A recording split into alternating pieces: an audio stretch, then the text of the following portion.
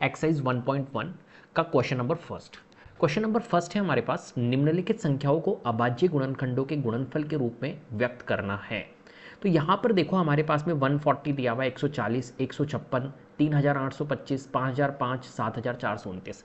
इन संख्याओं को आपको अभाज्य गुणनखंडों के गुणनफल के रूप में रिप्रेजेंट करना है, व्यक्त करना है। कैसे करेंगे देखिए, समझते हैं। तो देखो, सबसे पहली बात, इनके अभाज्य गुणनखंड फाइंड करने हैं हमें। ठीक है, तो जैसे फर्स्ट वाला क्वेश्चन है हमारे पास में, फर्स्ट है हमारे पास में 140, 140। इस 140 के आपको अभाज्य गुणनखंड लिखने हैं। कैसे करेंगे 140 के अभाज्य गुणनखंड? तो देखो, यहाँ पर अभाज्य गुणनखंड करना सबको आता होगा। कैसे करते हैं? ठीक है, इस तरीके से आपको एक फॉर्मेट बनाना है, फिर 140 यहाँ लिखना है। अब यहाँ पर हमें अभाज्य गुणनखंड लिखने हैं। अभाज्य गुणनखंड मतलब जितनी भी हमारी अभाज्य संख्याएं होती हैं वो यहाँ पर आनी चाहिए। तो अभाज्य संख्या 140 को किससे करूँ मैं? 2 से कर देता हूँ। तो 2 से ये कितने टाइम्स जाएगा? 2 सत्ते 14 और ये 70 बार। फिर ये 2 से जा रहा है, फिर से हमारे 2 से 2 तिया 6, 2 पंजे 10, 35 बार गया। फिर अब ये 35 किससे जा रहा है? हमारा 35 जा रहा है 5 से, तो 5 सत्ते 35, और फिर 7 से जा रहा है, तो 7 एकम 7। हमेशा ध्यान रखना, ये वाला जो ब्लॉक होता है यहाँ पर हमेशा अभाज्य संख्याएं लिखी जाती है। ऐसा नहीं कि इस 140 को आप 10 से, है ना, विभाजित कर दो, है ना, 10 से आप लिख दो, वो नहीं चलेगा। यहाँ पर अभाज्य संख्या ही हमें लिखनी होती है। तो यहाँ पर देखो 140 है, तो 140 के हमारे क्या क्या निकले हैं अभाज्य गुणनखंड? तो 2 गुणा 2 गुणा 5 गुणा 7। ठीक है, इसको हम कैसे लिख सकते हैं? और 2 की पावर 2, 2 बार है, तो 2 की पावर 2, 2 की घात 2 गुणा 5 गुणा 7। इस तरीके से हमें यहाँ पर 140 के क्या करने हैं? अभाज्य गुणनखंड के फॉर्मेट में हमें इसको लिखना है। ये होगा हमारा क्या? आंसर। ठीक है, चलिए सेकंड पार्ट करते हैं। सेकंड पार्ट हमारे पास में है 156। 156 के अभाज्य गुणनखंड करने हैं। तो कैसे करेंगे? तो फिर से मैं एक फॉर्मेट बना लेता हूँ इस तरीके का, और यहाँ लिख लेता हूँ 156। किससे करें? ये 2 से जा रहा है हमारा, तो 2 सत्ते 14 और 2 अट्ठे 16। ठीक है, 78 बार गया। फिर वापस 2 से जा रहा है, 2 तिया 6, 2 नाम 18। ठीक है, अब ये 3 से जा रहा है हमारा, 3 एकम 3, 3 तिया 9, और फिर हमारा ये 13 से जा रहा है। ठीक है, तो हमारा 156 का क्या बनेगा? 156 का बनेगा 2 गुणा 2 गुणा 3 गुणा 13। ठीक है, जिसको हम लिख सकते हैं 2 की घात 2, 2 बार है, इंटू 3 गुणा 13। ये लीजिए, 2 की पावर 2 इंटू 3 इंटू 13। ये हमारा अभाज्य गुणनखंड निकला किसका? 156 का। तीसरा पार्ट है हमारे पास में 3825। 3825 कैसे करेंगे इसे? देखिए, फिर से हम क्या बना लेते हैं? ब्लॉक बना लेते हैं। 3825 लिख लेते हैं। अब ये 3825 किससे जा रहा है? हमारा 5 से जा रहा है ना।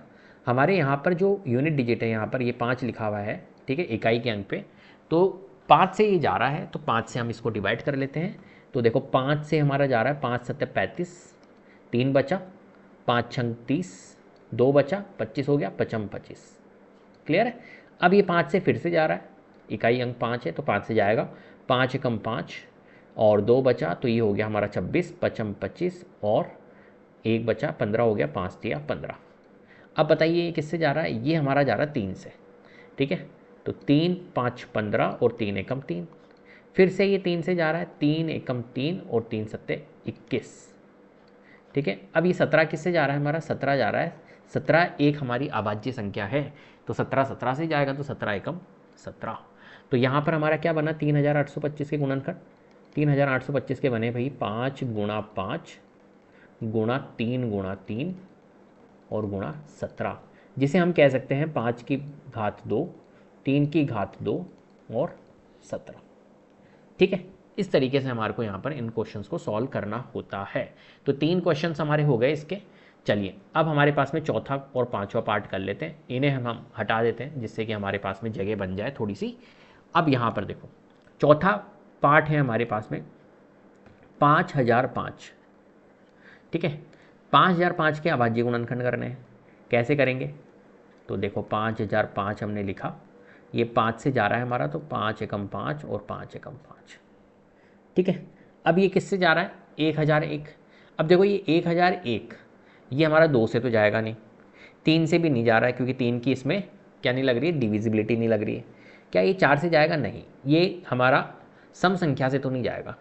अब ये 5 से भी नहीं जाएगा। हम 7 से इसको चेक कर लेते हैं एक बार। 7 क्या है? एक अभाज्य संख्या है, तो 7 से इसको चेक कर लेते हो। 7 एकम 7, कितना बचेगा हमारा? 3 बचेगा। मन ही मन में देखना है अपने को। 7 एकम 7, 3 बचेगा। 3 और ये इधर 0 है तो 30, 7 चौक 28, 2 बचेगा, 7 तिया 21। हाँ बिल्कुल 7 से जा रहा है, तो 7 एकम 7 हो जाएगा।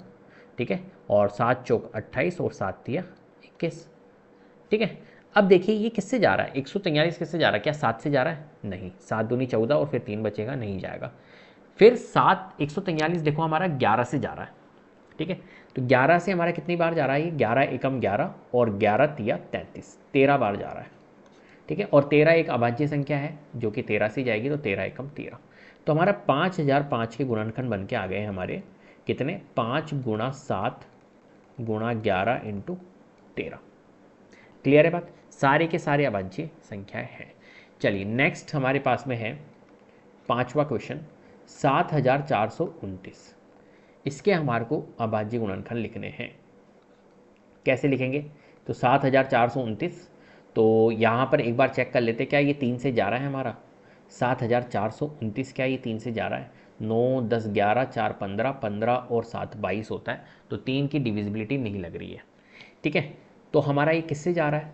सोचिए ज़रा। तो देखो ये हमारा 5 से तो जाएगा नहीं, 6 सम संख्या से जाएगा नहीं। 7 से एक बार इसको चेक करें, तो 7 एकम 7, 7 छंग 42, और ये भी नहीं जाएगा 7 से।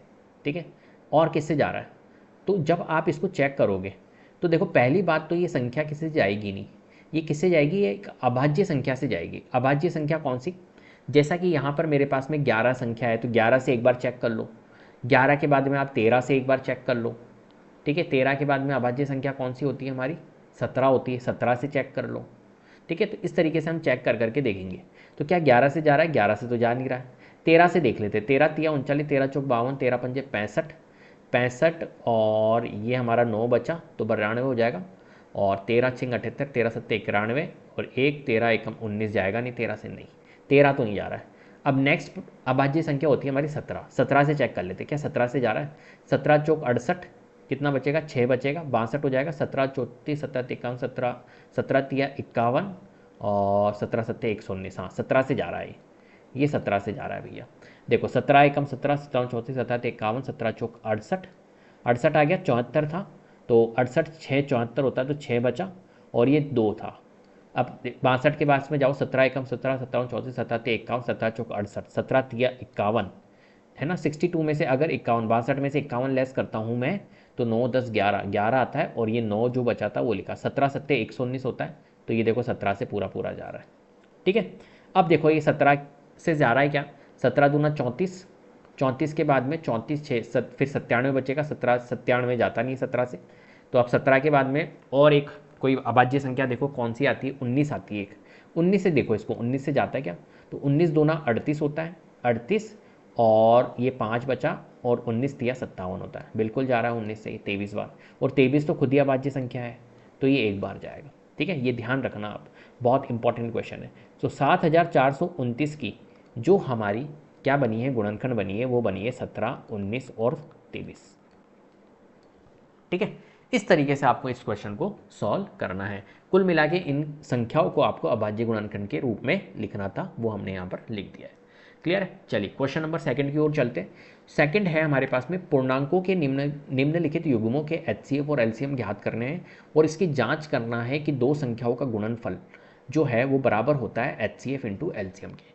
तो पहली बात तो मैं आपको बताना चाहता हूँ कि दो संख्याओं का जो गुणनफल होता है ना, कोई भी दो संख्या है, जैसे कि एक संख्या a है और दूसरी संख्या b है, तो a गुणा b जो होगा वो एलसीएम इंटू एचसीएफ की इक्विवेलेंट होगा, बराबर होगा। ठीक है, तो दो संख्याओं का गुणनफल जो होता है वो एलसीएम इंटू एचसीएफ के बराबर होता है। अब इसको कैसे हम वेरीफाई करना है? देखिए हमें यहाँ पर इसने बोला है कि इसकी आपको जांच करनी है, तो कैसे करेंगे इसकी जांच, समझते हैं। देखो यहाँ पर हमारे पास में फर्स्ट पार्ट दिया हुआ है 26 और 91, 26 और 91। ठीक है, इस क्वेश्चन को अपने को सॉल्व करना है। तो पहला काम मैं क्या करूँगा, यहाँ पर 26 का और 91, इन दोनों का मेरे को क्या निकालना है? एलसीएम और एचसीएफ निकाल लेते हैं, एक बार निकाल के देख लेते हैं। तो यहाँ पर 26 का और 91 का सबसे पहले काम एलसीएम और एचसीएफ निकालने के लिए मेरे को इनके क्या करने होंगे, अभाज्य गुणनखंड निकालने होंगे। तो जैसा मैंने अभी निकाला था वैसे ही हम कर लेते हैं यहाँ पर। तो देखो 26 के अगर मैं करता हूँ तो 26 का कैसे करूँगा, इस तरीके से करूँगा। तो ये 13 बार जा रहा है और फिर 13 अभाज्य संख्या है, तो 26 का जो गुणनखंड निकलेगा वो 2 गुणा 13 निकलेगा। ठीक है, कोई दिक्कत। चलो अब 91 के निकाल लेता हूँ, जैसे मैंने अभी निकाला वैसे ही अभाज्य गुणनखंड कर लेता हूँ 91 के। तो देखो 91 किससे जाता है, हमारा 7 से जाता है, 7 एकम 7, 7 तिया 21, और फिर ये 13 से जा रहा है, तो 7 गुणा 13 निकल रहा है, ये 7 गुणा 13 निकल रहा है। अब मैं बात कर रहा हूँ किसकी, एलसीएम की और एचसीएफ की। एक तो मुझे एलसीएम निकालना होगा और एक मुझे एचसीएफ निकालना होगा। कैसे निकालूंगा यहाँ पर एलसीएम, तो एलसीएम निकालने के लिए हमेशा याद रखना हमें क्या करना होता है, हमें लेनी होती है ज़्यादा घात, मैक्सिमम घात, हाईएस्ट घात, हाईएस्ट पावर, ये लेनी होती है हमारे को किसके लिए, एलसीएम के लिए। ये हमेशा याद रखना, जब भी हमें एलसीएम निकालना हो हाईएस्ट पावर लेनी है। और जब भी हमें एचसीएफ फाइंड करना हो तो उसके लिए हमें क्या करनी होती है, लोवेस्ट, लोवेस्ट हमें क्या लेनी होती है, घात लेनी होती है, लोवेस्ट हमें पावर लेनी होती है। अभी बताऊंगा कैसे। तो यहाँ पर देखो एलसीएम के लिए मैं 2, एलसीएम के लिए 2 की घात यहाँ पर 1 है, नीचे नहीं है तो 2 पूरा लूँगा। ठीक है, 7 देखो यहाँ पर 7 है लेकिन ऊपर नहीं है, तो 7 की घात 1 है तो 7 पूरा लूँगा। यहाँ पर देखो 13 की घात 1 है और 13 की घात यहाँ पर भी 1 है, तो 13 मैं ले लेता हूँ। ठीक है, तो 2 गुना 7 गुना 13, ये हमारा क्या बनेगा, यहाँ पर एलसीएम बनेगा। क्लियर है बात। 2 गुना 7 गुना 13 कर लेता हूँ, तो 13 7 91, 91 दूना 182 होता है। तो यहाँ पर हमारा रिजल्ट निकल के आ रहा है 182। एलसीएम जो होगा 26 और 91 का वो 182 होगा। ऐसे ही मैं एचसीएफ निकाल लेता हूँ। एचसीएफ के लिए मैंने आपको बताया एचसीएफ जब भी निकालोगे तो लोवेस्ट घात, देखो यहाँ पर 2 की पावर है 1 लेकिन नीचे नहीं है 2। तो पहली बात तो एचसीएफ के लिए हमेशा ध्यान रखना दोनों साइड में होने चाहिए आपके। ठीक है, अब 2 ऊपर है लेकिन नीचे नहीं है तो 2 को आपको नहीं लेना है। 7 नीचे है लेकिन ऊपर नहीं है तो 7 को भी नहीं लेना है।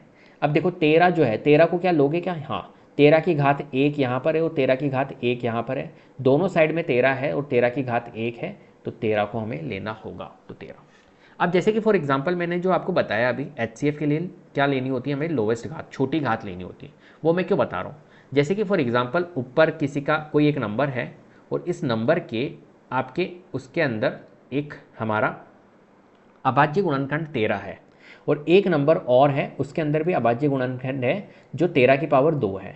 अब अगर मुझे एलसीएम निकालना है तो एलसीएम के लिए क्या लूँगा मैं, हमेशा मैंने बताया हाईएस्ट पावर।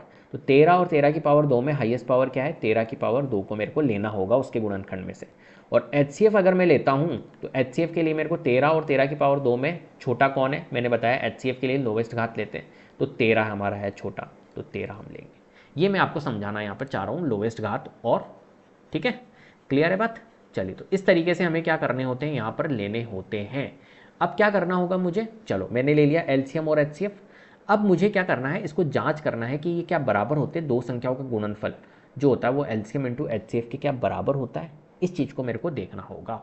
तो यहाँ पर मैं क्या करूँगा, देखो एक संख्या ए है और एक संख्या बी है मान के चलिए, तो ए गुणा बी जो होता है वो एलसीएम इंटू एचसीएफ के बराबर होता है। क्या क्या होता है ऐसा, तो बिल्कुल होता है। देखिए एक संख्या 26 थी और एक 91 थी, तो मैं लिख लेता हूँ 26 गुणा 91 और यहाँ लिख लेता हूँ एलसीएम गुणा एचसीएफ।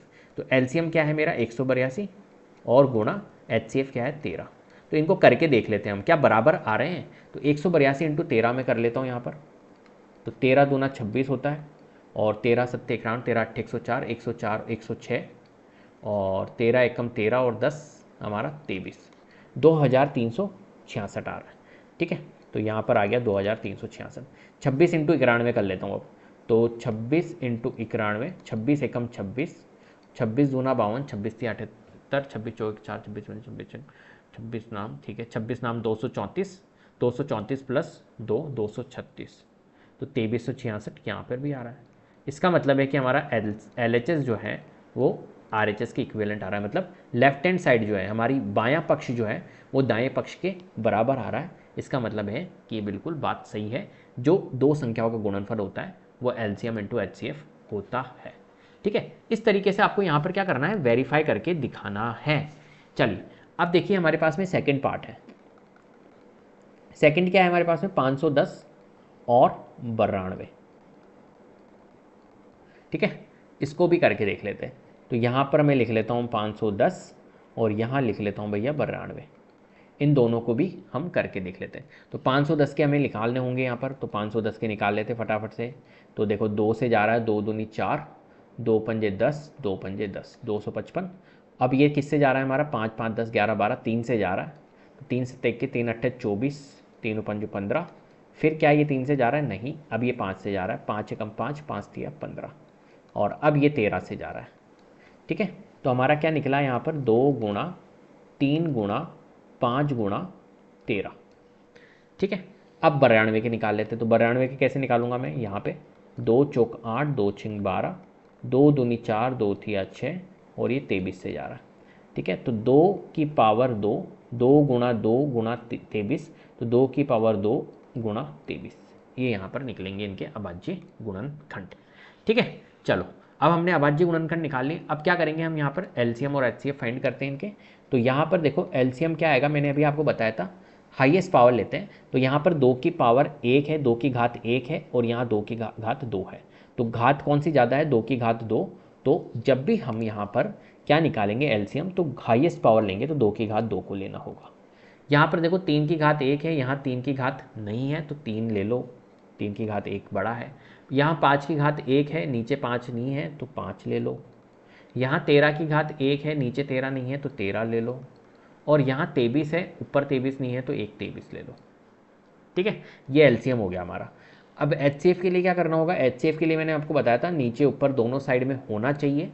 तो देखो यहाँ पे 2 की घात 1 है, यहाँ 2 की घात 2 है। 2 की घात 1 और 2 की घात 2 में छोटा कौन है, 2 की घात 1 है, मतलब 2 लेंगे। एचसीएफ के लिए मैंने बताई थी आपको छोटी घात, इनटू यहाँ पर 3 की घात 1 है, नीचे नहीं है तो नहीं लेंगे। 5 ऊपर है लेकिन नीचे नहीं है, तो इसको भी नहीं लेंगे। 13 ऊपर है, नीचे नहीं है, तो नहीं लेंगे। 23 नीचे है, ऊपर नहीं है, तो इसको भी नहीं लेंगे। दोनों साइड में होना जरूरी है। तो एचसीएफ क्या निकल गया हमारा, 2 निकल गया। एचसीएफ क्या निकल गया हमारा, 2 निकल गया। ठीक है, चलो अब चेक कर लेते हैं क्या दो संख्याओं का गुणनफल जो होता है वो एलसीएम इंटू एचसीएफ होता है क्या, इसको चेक कर लेते हैं। तो यहाँ पर देखो 510 है एक तो संख्या, और एक संख्या है हमारे पास में 92। एलसीएम क्या था हमारा, एलसीएम था ये। अगर मैं इसको निकालना चाहूँ तो कितना निकलता है एलसीएम, इसको अगर मैं गुणा करूँगा यहाँ पर, इसको अगर मैं यहाँ पर इसको गुणा करता हूँ तो कितना निकलता है, देखो 5 तिया 15 और 2 दूनी 4, 15 चौक 60, 60 तो ये हो गया, ये 60 हो गया, और ये 13 था, 13 एकम 13, 13 छिंग 78, ये 780 हो गया। 780 को गुणा कर लो 23 से, तो ये हो गया हमारा 0, और 23 अट्ठे कितना होता है हमारा, 23 दूना 46, 23 तिया 23 चौक 92, 23 पंजे 112, 23 छः 138, 23 सत्ते 100, 23 अट्ठे 23 दूना 46, 23 तिया 69, 23 चौक 92, 23 पंजे 115, 23 छः 138, 23 सत्ते 161, 23 अट्ठे 184, 23 अट्ठे 184, 23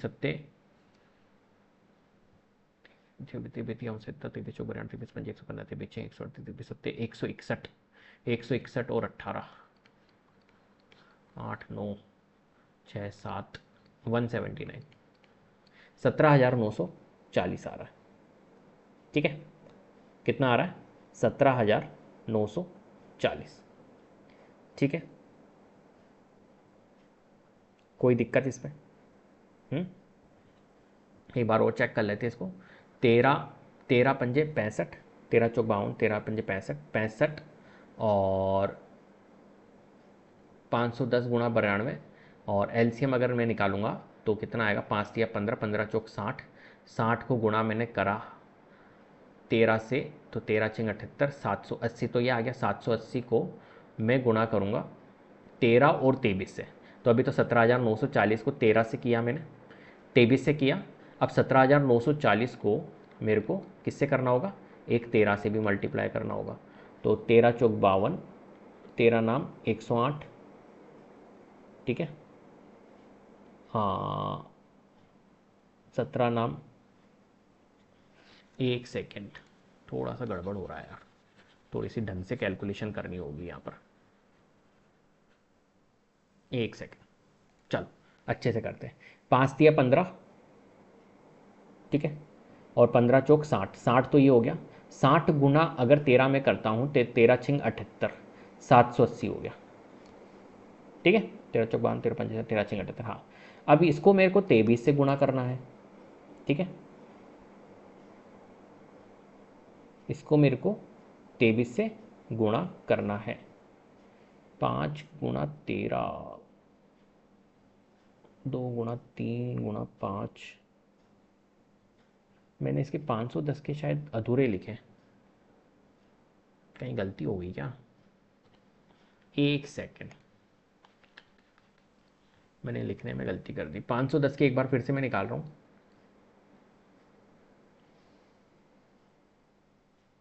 510 का 2 इंटू 3 इंटू नहीं, यही निकला था।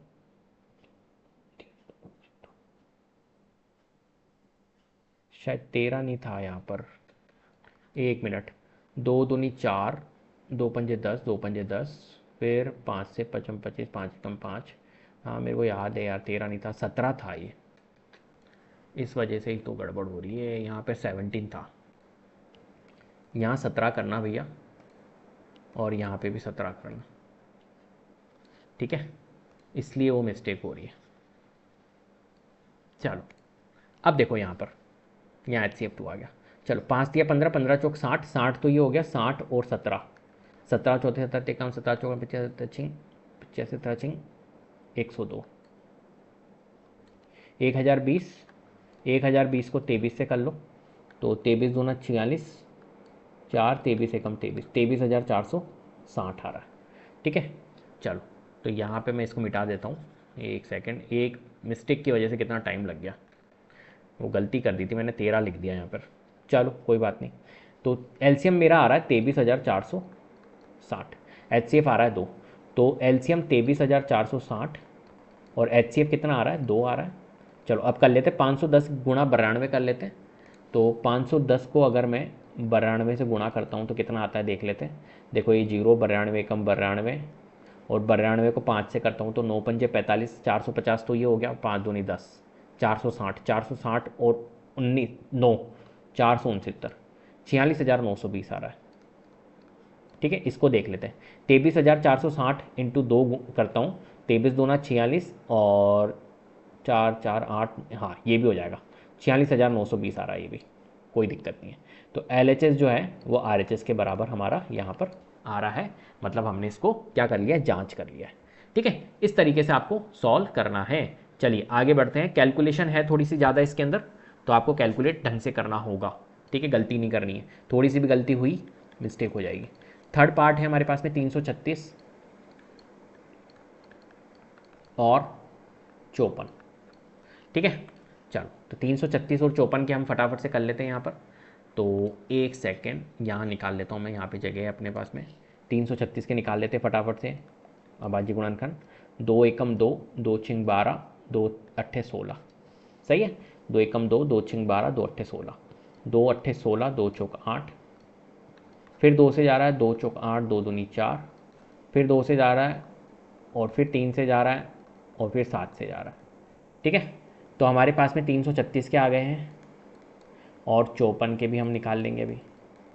चलो 336 के क्या आए हैं हमारे पास में, 2 की पावर देखो 1 2 3 4, ठीक है, 2 की घात 4 इंटू यहाँ पर क्या था 3 और यहाँ था 7, तो 3 गुणा 7। 54 के अगर हम देखें तो 54 का देखो, 54 का अगर हम निकालेंगे तो 54 का 2 गुणा 27 होता है, और 27 होता है 3 की पावर 3 और ये 2, ठीक है। तो 2 इंटू 3 की पावर 3 ये निकलेगा हमारा। तो यहाँ पर अगर मैं एलसीएम की बात करूँ तो एलसीएम के लिए मैंने बोला हाईएस्ट पावर, 2 की पावर 4 है, यहाँ 2 की पावर 1 है, तो 2 की पावर 4 को लेंगे। यहाँ 3 की पावर 1 है, यहाँ 3 की पावर 3 है, तो 3 की पावर 3 को लेंगे। और यहाँ 7 की पावर 1 है, यहाँ नहीं है, तो 7 ले लो, सीधी सी बात। HCF को देखेंगे तो HCF के लिए क्या करना होगा, लोवेस्ट पावर है ना, छोटी घात। 2 की पावर 4 और 2 की पावर 1 में छोटी घात 2 की पावर 1 है, ले लो। 3 की पावर 1 और 3 की पावर 3 में छोटी घात 3 की पावर 1 है, ले लो। 7 लेंगे नहीं, 7 ऊपर है नीचे नहीं है क्योंकि, तो 7 को नहीं लेंगे। तो 2 गुणा 3 अगर हम करते हैं तो 6 आता है। और यहाँ पर अगर हम एलसीएम निकालना चाहें तो एलसीएम कितना आएगा, देखो 2 की पावर 4 हमारा कितना होता है, 2 16, 16 और 27, तो 16 और 16 सत्ते 112 होता है, ठीक है। 112 इंटू 27 कर लो, एक सेकेंड मेरे को जगह करनी होगी कैलकुलेट करने के। लिए तो 112 गुणा 27, 27 दूना 54, 27 एकम 27 और 5 32, 27 एकम 27, 28 29 30, 3024 आ रहा है। यहाँ मैं लिख लेता हूँ 3024। ठीक है, कोई दिक्कत? चलो अब हम देख लेते हैं यहाँ पर एलसीएम ए गुणा बी जो होता है वो क्या एलसीएम गुणा एचसीएफ के इक्विवेलेंट होता है। तो यहाँ पर चेक कर लेते हैं एक बार। तो यहाँ पर देखो मेरा ए गुणा बी 336 एक है नंबर और दूसरा नंबर है 54 और एलसीएम मेरा आया 3024 और एचसीएफ हमारा आया 6। 336 गुणा 54 मुझे करना पड़ेगा। तो यहाँ कर लेते हैं 3024 336 और गुणा 54।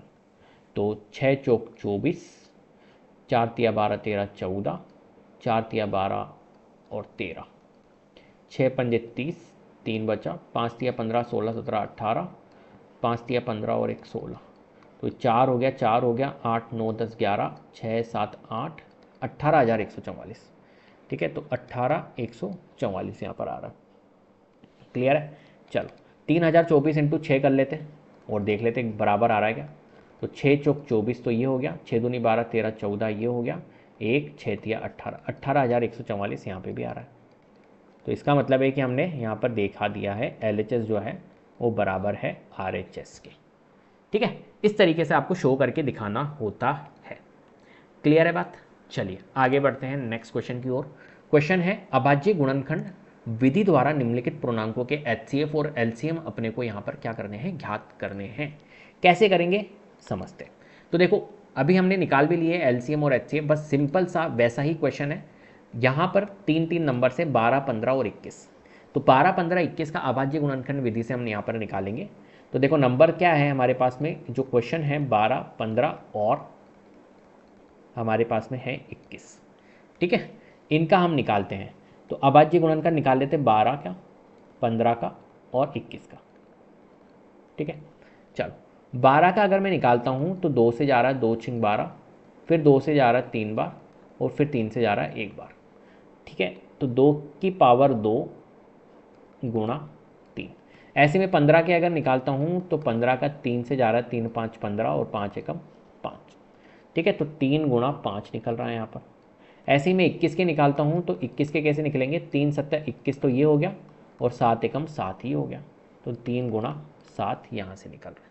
ठीक है, अब मेरे को क्या करना होगा यहाँ पर LCM और HCF दोनों के लिए कहना है इसने, दोनों निकालने हैं। ठीक है, LCM के लिए मैंने आपको बताया था हाईएस्ट पावर, तो 2 की घात 2, नीचे क्या है क्या अवेलेबल कहीं पे 2 नहीं है, तो 2 की घात 2 पूरा ले लो। ठीक है, 3 के लिए देखो यहाँ 3 की घात 1 है, यहाँ 3 की घात 1 है, यहाँ 3 की घात 1 है, तो 3 की घात 1 ले लो। और यहाँ 5 है, ऊपर नीचे कहीं नहीं है तो 5 को भी लेना होगा, और यहाँ 7 है, ऊपर नीचे कहीं नहीं है तो 7 को भी लेना होगा। LCM के लिए सब लेना होता है। HCF के लिए क्या होता है कि HCF के लिए सब जगह होना चाहिए। यहाँ 2 की घात 2 है लेकिन नीचे नहीं है कहीं पे, तो 2 को नहीं लेंगे। यहाँ 3 है, यहाँ 3 है, यहाँ 3 है, 3 की घात 1 3 की घात 1 3 की घात 1, तो 3 की घात 1 को हमें लेना होगा, मतलब 3 लेना होगा। 5 और 7 को नहीं लेंगे क्योंकि ऊपर नीचे कहीं अवेलेबल नहीं है, सब में आना चाहिए HCF के लिए। तो HCF हमारा क्या होगा यहाँ पर 3 होगा। ठीक है, तो हमने निकाल लिया LCM और HCF दोनों अपने को फाइंड करने थे। तो यहाँ पर देखो LCM हमने निकाला लेकिन इसको सॉल्व नहीं किया। तो 7 5 35, 35 दिया 105, 105 इंटू 4 अगर मैं देखूँ तो कितना आता है, 105 इंटू 4 5 चौक 20 और ये हो गया 4 एकम 4 420। तो यहाँ पर हमारा LCM जो निकल के आएगा वो कितना निकल के आएगा, 420। और HCF क्या निकल के आ रहा है, HCF निकल के आ रहा है हमारा 3। ठीक है, कोई दिक्कत इसमें? चलिए नेक्स्ट क्वेश्चन की ओर चलते हैं, इसको हटाते हैं। और नेक्स्ट है हमारे पास में 17 23 और 29। अब देखो ये 17 23 और 29 जो नेक्स्ट वाला क्वेश्चन है, ये 17 23 और 29 ये खुद ही हमारे क्या है, अभाज्य संख्या है अगर आप इनको देखोगे। और यहाँ पर कुछ चीज़ आपको ऑब्जर्व करने को मिलेगी। 17 23 और हमारे पास में है 29। ठीक है, चलो तो 17 लिख लेते हैं, 23 लिख लेते हैं, 29 लिख लेते हैं। अब देखो 17 के हमें क्या करते हैं, प्राइम फैक्टर्स करते हैं, हम अभाज्य संख्याएं करते हैं, अभाज्य गुणनखंड निकालते हैं। तो 17 तो खुद ही अभाज्य संख्या है, तो इसके जो गुणनखंड निकलेंगे वो 1 और 17 निकलेगा। ठीक है, 1 तो सबका ही होता है, तो ओनली यहाँ पर क्या निकल रहा है, 17 निकल रहा है। तो 1 और यहाँ पर क्या निकल रहा है, 1 हमारा निकल रहा है 17। क्लियर है बात? ठीक है, तो यहाँ पर लिखेंगे 1 गुणा 17। ऐसे यहाँ पर 23 के लिए 23 भी खुद ही अभाज्य संख्या है, इससे जाती तो इसके कोई गुणनखंड नहीं निकलेंगे 1 और 23 के अलावा, तो 1 और 23 एक सबका होता है गुणनखंड। 29 के लिए देखेंगे तो 29 देखो आप, 29 के लिए अगर हम देखें तो 1 भी निकल रहा है और 29 भी निकल रहा है, तो अभाज्य गुणनखंड के फॉर्म में हमने यहाँ पर लिख लिया। अब हम निकालते हैं यहाँ पर एलसीएम इनका। तो एलसीएम के लिए क्या करना होगा, यहाँ पर हमें लेने होंगे, यहाँ पर देखो ये 17 ऊपर है, नीचे अवेलेबल कहीं पे भी नहीं है तो 17 को लेना होगा। 23 यहाँ है लेकिन ऊपर कहीं पे भी नहीं है तो इसको भी लेना होगा, 29 भी लेना होगा। तो कुल मिला के 17, 23, 29। तो यहाँ से एक चीज़ सीखने को मिली कि जब भी अभाज्य संख्या होती है तो उनका गुणनफल ही उनका एलसीएम होता है, राइट। तो 17, 23 और 29 ये तीनों की तीनों अभाज्य संख्याएं थी, तो इनका जो गुणनफल होगा वही हमारा क्या होगा, एलसीएम होगा। तो 17, 23, 29 को हमने क्या कर दिया, सिंपली गुणा कर दिया, ठीक है। ऐसे ही हम एचसीएफ निकालते हैं, तो एचसीएफ जो होता है हमारा अभाज्य संख्याओं का वो क्या होता है, 1 होता है। देखो यहाँ पर जो कॉमन आ रहा है वो 1 ही आ रहा है, ठीक है, 1 सब जगह आ रहा है, ठीक है, यहाँ पे भी आ रहा है, यहाँ पे भी आ रहा है। 17 को लेंगे नहीं, 23 को लेंगे नहीं, 29 को नहीं लेंगे क्योंकि ये सब जगह नहीं है, तो 1 लेंगे, 1 सब जगह आ रहा है, तो एचसीएफ 1, सबका मालिक 1 होता है, ठीक है। तो यहाँ पर एचसीएफ निकल के क्या आ रहा है हमारा, 1 आ रहा है। क्लियर है बात। चलिए, तो यहाँ पे एक चीज़ सीखने को मिली क्या, कि अभाज्य संख्याओं का जब भी हमें एलसीएम निकालना हो तो उनका गुणनफल ही एलसीएम होगा, और अगर हमें एचसीएफ निकालना है तो उनका एचसीएफ क्या होता है, 1 होता है। चलो नेक्स्ट 8, 9 और 25 इनका हमें निकालना है, ठीक है। तो यहाँ पर मैं लिख लेता हूँ 8, यहाँ 9 और यहाँ 25। चलो फटाफट कर लेते हैं इनको। तो 8 के अगर मैं करूँ यहाँ पर अभाज्य गुणनफल, तो 8 के गुणनफल होंगे 2 गुणा 2 गुणा 2, 2 की पावर 3। 9 के अगर देखें तो 3 की पावर 2 होता है, और 5 को देखें तो 5 की पावर 2 होता है, 25। क्लियर है। चलिए इसको कर लेते हैं अब। तो यहाँ पर अगर मैं एलसीएम की बात करूँ तो एलसीएम मेरा क्या आ रहा है, अगर आप देखो 2 की पावर 3 है, यहाँ पर 2 की पावर 3 को हमें पूरा लेना होगा। ऐसे ही यहाँ 3 की पावर 2 है, ऊपर नहीं है तो भी पूरा लो, और 5 की पावर 2 तो 5 की पावर 2 पूरा लो, ठीक है। पहली बात क्लियर है बात। चलो अब इनका अगर एलसीएम निकाले तो कितना आएगा, 2 की पावर 3 8 होता है, 9 होता है, 25 होता है। तो 8, 9 और 25 को अगर मैं गुणा करूँ तो कितना आता है, देखो 25 अट्ठे तो 200 होता है, 200 इंटू 9 1800 होता है, तो यहाँ पर आ गया हमारा 1800। ऐसे ही अगर मैं एचसीएफ की बात करूँ तो एचसीएफ क्या होगा, यहाँ पर देखो कॉमन कुछ भी नहीं आ रहा है, तो इसका भी मालिक 1 ही होगा। जिसमें कॉमन नहीं आता है, अब 2 की पावर 3 ऊपर है लेकिन कहीं सब जगह नहीं है तो इसको नहीं लेंगे। 3 की पावर 2 यहाँ पर है लेकिन सब जगह नहीं है, नहीं लेंगे। 5 की पावर 2 है, यहाँ नहीं है लेकिन सब जगह नहीं है, तो इनको नहीं लेंगे, ठीक है। तो किसको लेंगे, एचसीएफ। तो हमारा यहाँ पर 1 तो सब जगह ही होगा, यहाँ पर भी 1 है, यहाँ पर भी 1 है, यहाँ पर भी 1 है, तो 1 सब जगह होगा, तो एचसीएफ क्या होगा हमारा 1 होगा। क्लियर है बात। चलिए नेक्स्ट क्वेश्चन की ओर चलते हैं। क्वेश्चन है हमारे पास में एचसीएफ 306 और 657 का 9 दिया हुआ है, और एलसीएम 306 और 657 का अपने को ज्ञात करना है। तो अभी मैंने एक चीज़ आपको बताई थी, क्या बताई थी, दो संख्याओं का अगर एलसीएम और एचसीएफ दिया हुआ है तो दो संख्याओं के गुणनफल की इक्विवेलेंट होता है। मतलब मैंने आपको बताया था अगर दो संख्या दी हुई है कोई ए और बी, तो उनका जो गुणनफल होगा वो किसके बराबर होगा, एलसीएम गुणा एचसीएफ के। ये अपने को याद रखना है रिलेशनशिप। क्लियर है बात। चलिए नेक्स्ट करते हैं, तो इसको अपन कर लेते हैं। तो हमें गिवन है एचसीएफ 306 और 657 का, ठीक है। तो हम यहाँ पर क्या लिखेंगे, कैसे लिखेंगे, इसको रिप्रेजेंट करना सिखा रहा हूँ। तो हमें दिया हुआ है एचसीएफ जो है वो 306 और 657 का कितना दिया हुआ है, 9 दिया हुआ है, तो लिख लेते हैं यहाँ पर 9, ठीक है। और हम यहाँ पर क्या जानते हैं, हम जानते हैं, यहाँ लिख लेते हैं हम जानते हैं, क्या जानते हैं साहब आप, हम जानते हैं भैया कि जो एलसीएम को अगर गुणा करोगे एचसीएफ से तो वो किसके बराबर होता है, वो दो संख्याओं के गुणनफल के, जैसा कि मैंने अभी आपको बताया यहाँ पर ए गुणा बी, तो दो संख्याओं के गुणनफल के बराबर होता है, दो संख्याओं के गुणनफल के बराबर होता है। इसलिए हम क्या कह सकते हैं, इसलिए हम कह सकते हैं, हम क्या निकाल सकते हैं यहाँ पर कि एचसीएफ अगर 306 और 657 का 9 दिया हुआ है, तो यहाँ पर देखो एचसीएफ की जगह पे मैं लिख लेता हूँ 9। मुझे एलसीएम दिया हुआ है क्या, नहीं, एलसीएम तो निकालना है, तो एलसीएम की जगह एलसीएम, और दो संख्याओं का गुणनफल, दो संख्या हमें दी हुई 306 और 657, तो इनका गुणनफल कर लेते हैं, ठीक है। चलो हमने कर लिया। अब इस एलसीएम को यहीं रख लेता हूँ। देखो एचसीएफ दिया हुआ था तो एचसीएफ मैंने रख लिया यहाँ पर, ठीक है, अब मैं इसको निकाल लेता हूँ, 306, 657, और इस 9 को मैं उधर भेजूंगा तो ये डिवाइड में जाएगा। क्लियर है? चलो अब इसको सॉल्व कर लेते हैं। तो 9 एकम 9, 9 तिया 27 और 9 चौक 36। तो देखो हमारा क्या आ जाएगा, एलसीएम 34 गुणा 657, जो कि होता है 34 गुणा 657। अगर मैं करूँगा तो यहाँ कर लेता हूँ, 7 चौक 28 होता है, 4 7 28, 5 4 5 20 22, और 6 चौक 24 25 26, 7 21, 5 15 16 17, 6 18 19, 8 3 13 12 22, 22 338 आ रहा है। तो 22 338 हमारा क्या होगा, एलसीएम यहाँ पर होगा। ठीक है, तो इसका एलसीएम हमारे को बताना था 22,338। क्लियर है बात? चलिए नेक्स्ट क्वेश्चन की ओर चलते हैं। जांच कीजिए कि क्या किसी प्राकृत संख्या n के लिए संख्या 6 की पावर n अंक 0 पर समाप्त हो सकती है। ये अपने को यहाँ पर क्या करनी है, जांच करनी है, इसकी हमें बताना है। तो मुझे एक बात बताइए, जितनी भी संख्याएं 0 से एंड होती है, जैसे कि फॉर एग्जाम्पल मैं आपके सामने लिखता हूँ कोई संख्या 0 से एंड होने वाली 20, मैंने आपके सामने लिखी एक कोई संख्या 400, मैंने कोई संख्या आपके सामने लिखी 2000, मैंने आपके सामने एक संख्या लिखी 3560। ठीक है, ये सब संख्याएं 0 से एंड हो रही है। तो मुझे एक बात बताओ, ये सारी की सारी संख्या किससे विभाजित होगी? तो आप कहोगे सर सब 0 से एंड हो रही है, इसका मतलब है कि ये सारी की सारी संख्या 10 से विभाजित होगी। बोलोगे या नहीं बोलोगे? 10 से विभाजित सारी संख्याएं होगी। क्लियर है? क्यों? क्योंकि ये सारी की सारी संख्याएं 0 से क्या हो रही है, समाप्त हो रही है। और जो भी संख्या 0 से समाप्त होती है वो 100% हमारी 10 से विभाजित होगी। ठीक है, तो हम पहली बात तो ये कह सकते हैं कि यार ये 10 से विभाजित होगी। अब मुझे एक बात बताओ, ये जो 10 है इसके अगर मैं अभाज्य गुणनखंड करूँ तो क्या आएगा, 2 गुणा 5 आएगा। अगर मैं 10 को अभाज्य गुणनखंड के फॉर्म में लिखना चाहूँ, ठीक है, तो क्या लिखूंगा मैं, 2 गुणा 5 लिखूंगा।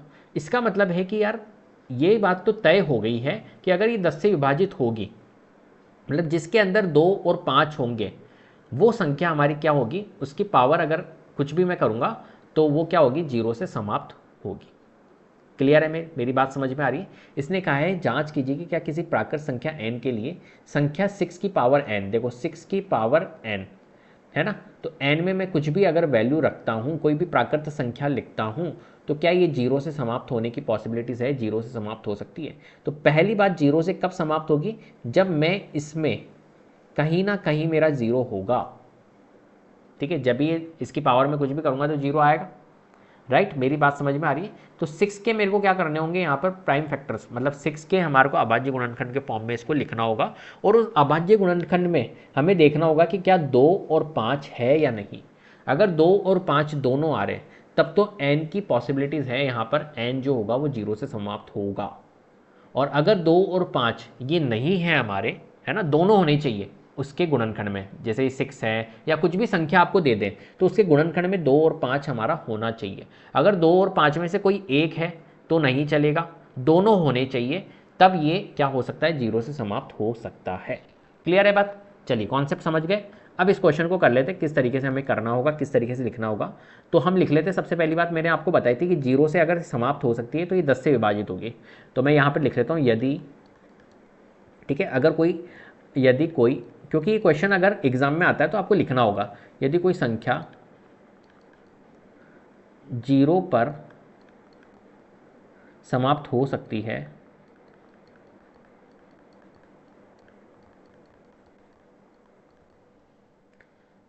तो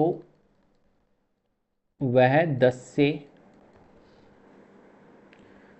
विभाजित होती है, विभाजित होती है। ठीक है, या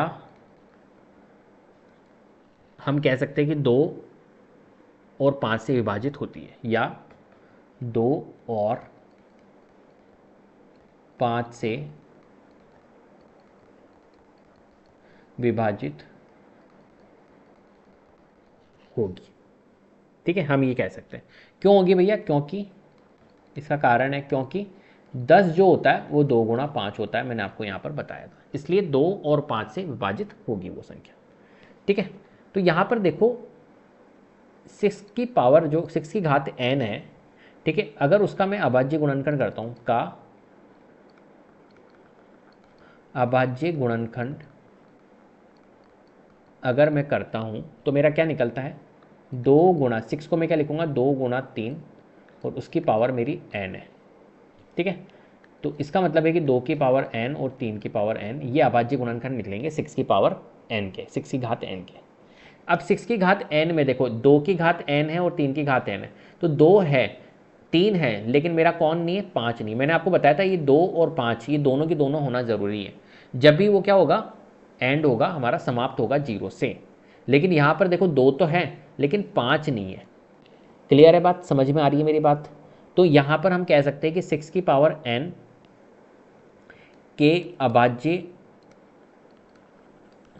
गुणनखंडों में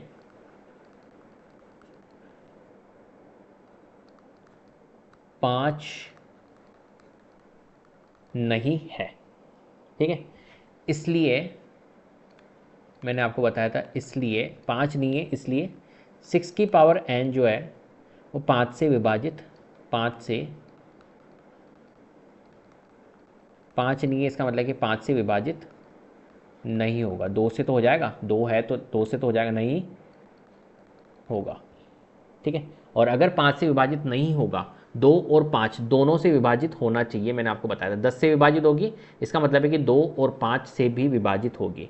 और अगर 5 से विभाजित नहीं है तो हम ये कह सकते हैं कि 6 की पावर n की गुणनखंड में 2 और 3 के अतिरिक्त और कोई अभाज्य गुणनखंड यहाँ पर नहीं है, मतलब 5 से विभाजित नहीं है, तो हम कह सकते हैं कि अतः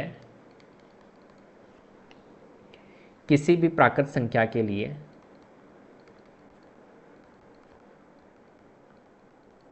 किसी भी प्राकृत संख्या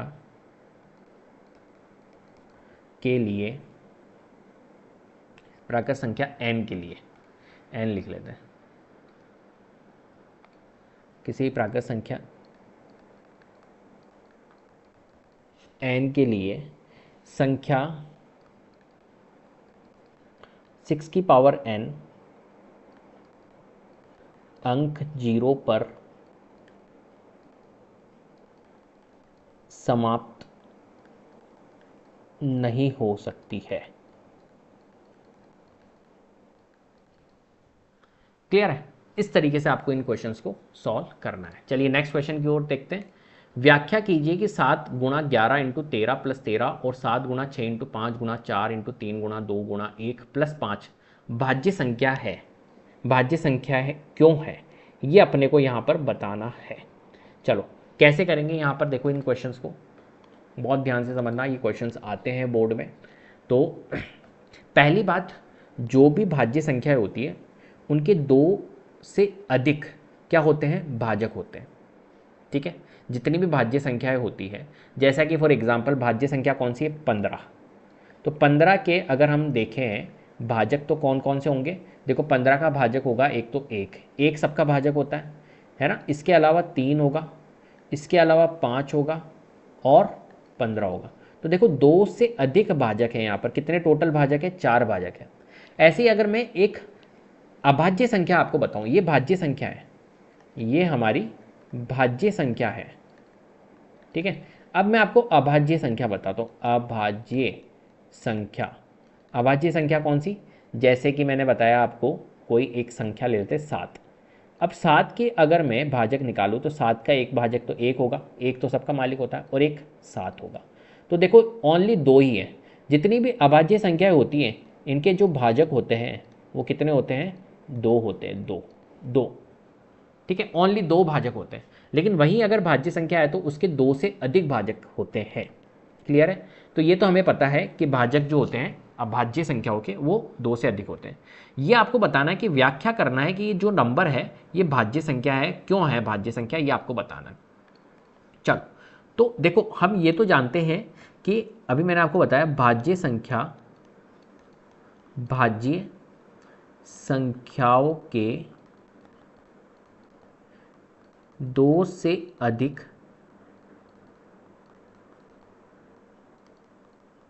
भाजक होते हैं, ये मैंने अभी आपको यहाँ पर बताया है। तो आपको क्या संख्या दी हुई है, 7 गुणा 11 गुणा 13 प्लस 13, ये एक संख्या आपको गिवन है। ठीक है, चलो अब इसको देख लेते हैं। तो पहली बात तो मुझे एक बात बताओ, देखो ये एक पूरा एक टर्म है और ये एक टर्म है। ठीक है, तो इन दोनों में मैं कॉमन ले सकता हूँ ना, तो दोनों में मेरा कॉमन क्या आ रहा है, दोनों में कॉमन आ रहा है, यहाँ पर भी मुझे क्या दिख रहा है, 13 दिख रहा है, यहाँ पे भी 13 दिख रहा है, तो मेरा 13 कॉमन आ रहा है। तो यहाँ कितना बचा मेरा, 7 गुणा 11 और यहाँ पर +1। ठीक है, चलो उसके बाद में ये 13 आ गया मेरा, और 7 गुणा 11 होता है 77 और +1 कॉमन लेके किया मैंने, बस और कुछ भी नहीं किया यहाँ पर स्पेशल। तो ये 13 हो गया और 77 + 1 78 होता है। और इसको और थोड़ा सा सॉल्व करूँ मैं तो 13 78 को मैं 13 छिंग 78 बोलता हूँ, तो 13 गुणा 6। क्लियर। अब यहाँ पर आप देखो, जब इस क्वेश्चन को मैंने सॉल्व किया 7 × 11 × 13 + 13, तो इसके जो गुणनखंड निकले अभाज्य, वो सॉरी जो इसके गुणनखंड निकले वो निकले 13 13 6। अभी मैं और इसको थोड़ा सा करूँ अगर सॉल्व, तो ये हो जाएगा 13 गुणा 13 गुणा 2 गुणा 3। अब ये अभाज्य गुणनखंड हो गए। तो आप अगर यहाँ पर देख रहे हो, एक से ज़्यादा हमारे क्या है, भाजक है इस संख्या के। अगर इस संख्या को देखें तो इसका एक भाजक 13 भी है, एक भाजक 2 है, एक भाजक 3 है, तो बहुत सारे इसके भाजक ही भाजक हो गए। तो हम कह सकते हैं कि इस प्रकार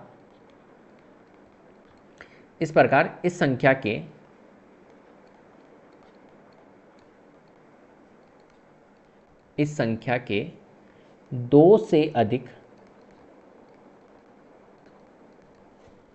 भाजक, कौन कौन से भाजक हो गए, देखो एक तो हो गई। ठीक है, एक हमारे को 13 भी दिख रहा है, 2 भी दिख रहा है, 3 भी दिख रहा है, और ये पूरी संख्या भी है, और ये संख्या, इसको जब सॉल्व करूँगा तो वो संख्या भी तो होगी, और ये संख्या। ठीक है, ये सभी है, तो इसलिए संख्या है, इसलिए ये एक भाज्य संख्या है। ठीक है, इस तरीके से हमारे को करना है।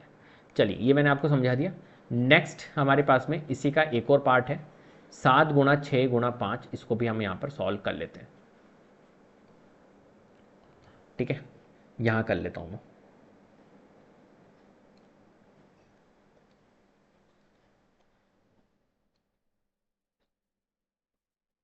7 गुणा 6 गुणा 5 गुणा 4 गुणा 3 2 1 +5।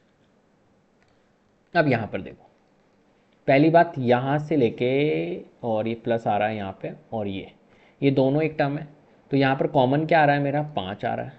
तो यहाँ क्या बच रहा है, 7 गुणा 6 गुणा 5 तो आ गया, 4 3 2। ठीक है, और एक भी मैं लिख सकता हूँ, कोई दिक्कत नहीं है। ठीक है, प्लस 5 एकम 5, ये 5 कॉमन लिया था तो यहाँ पर 1 आएगा, 5 7 6 42। ठीक है, इसको जब आप मल्टीप्लाई करोगे, देखो 3 दूनी 6 हो गया, 6 चौक 24 24, और 24 छिंग 144, 24 पंजे 120, 24 छिंग 144, 144 इंटू 7 होता है हमारा 1008, प्लस यहाँ पर है हमारा 1। ठीक है, तो ये हो गया 5 गुणा 1009। अब देखो, इसको और ज़्यादा सॉल्व मत करो, यहाँ तो छोटी संख्या थी तो मैंने कर लिया। अब 5, एक तो देखो इस नंबर का मेरा एक तो 5 हो गया, अब है ना भाजक, एक 1009 हो गया, एक ये हो गया, तो 2 से अधिक हो गया ना। तो यहाँ पर हम कह सकते हैं कि इस प्रकार, जैसा मैंने यहाँ लिखा था, इस प्रकार इस संख्या के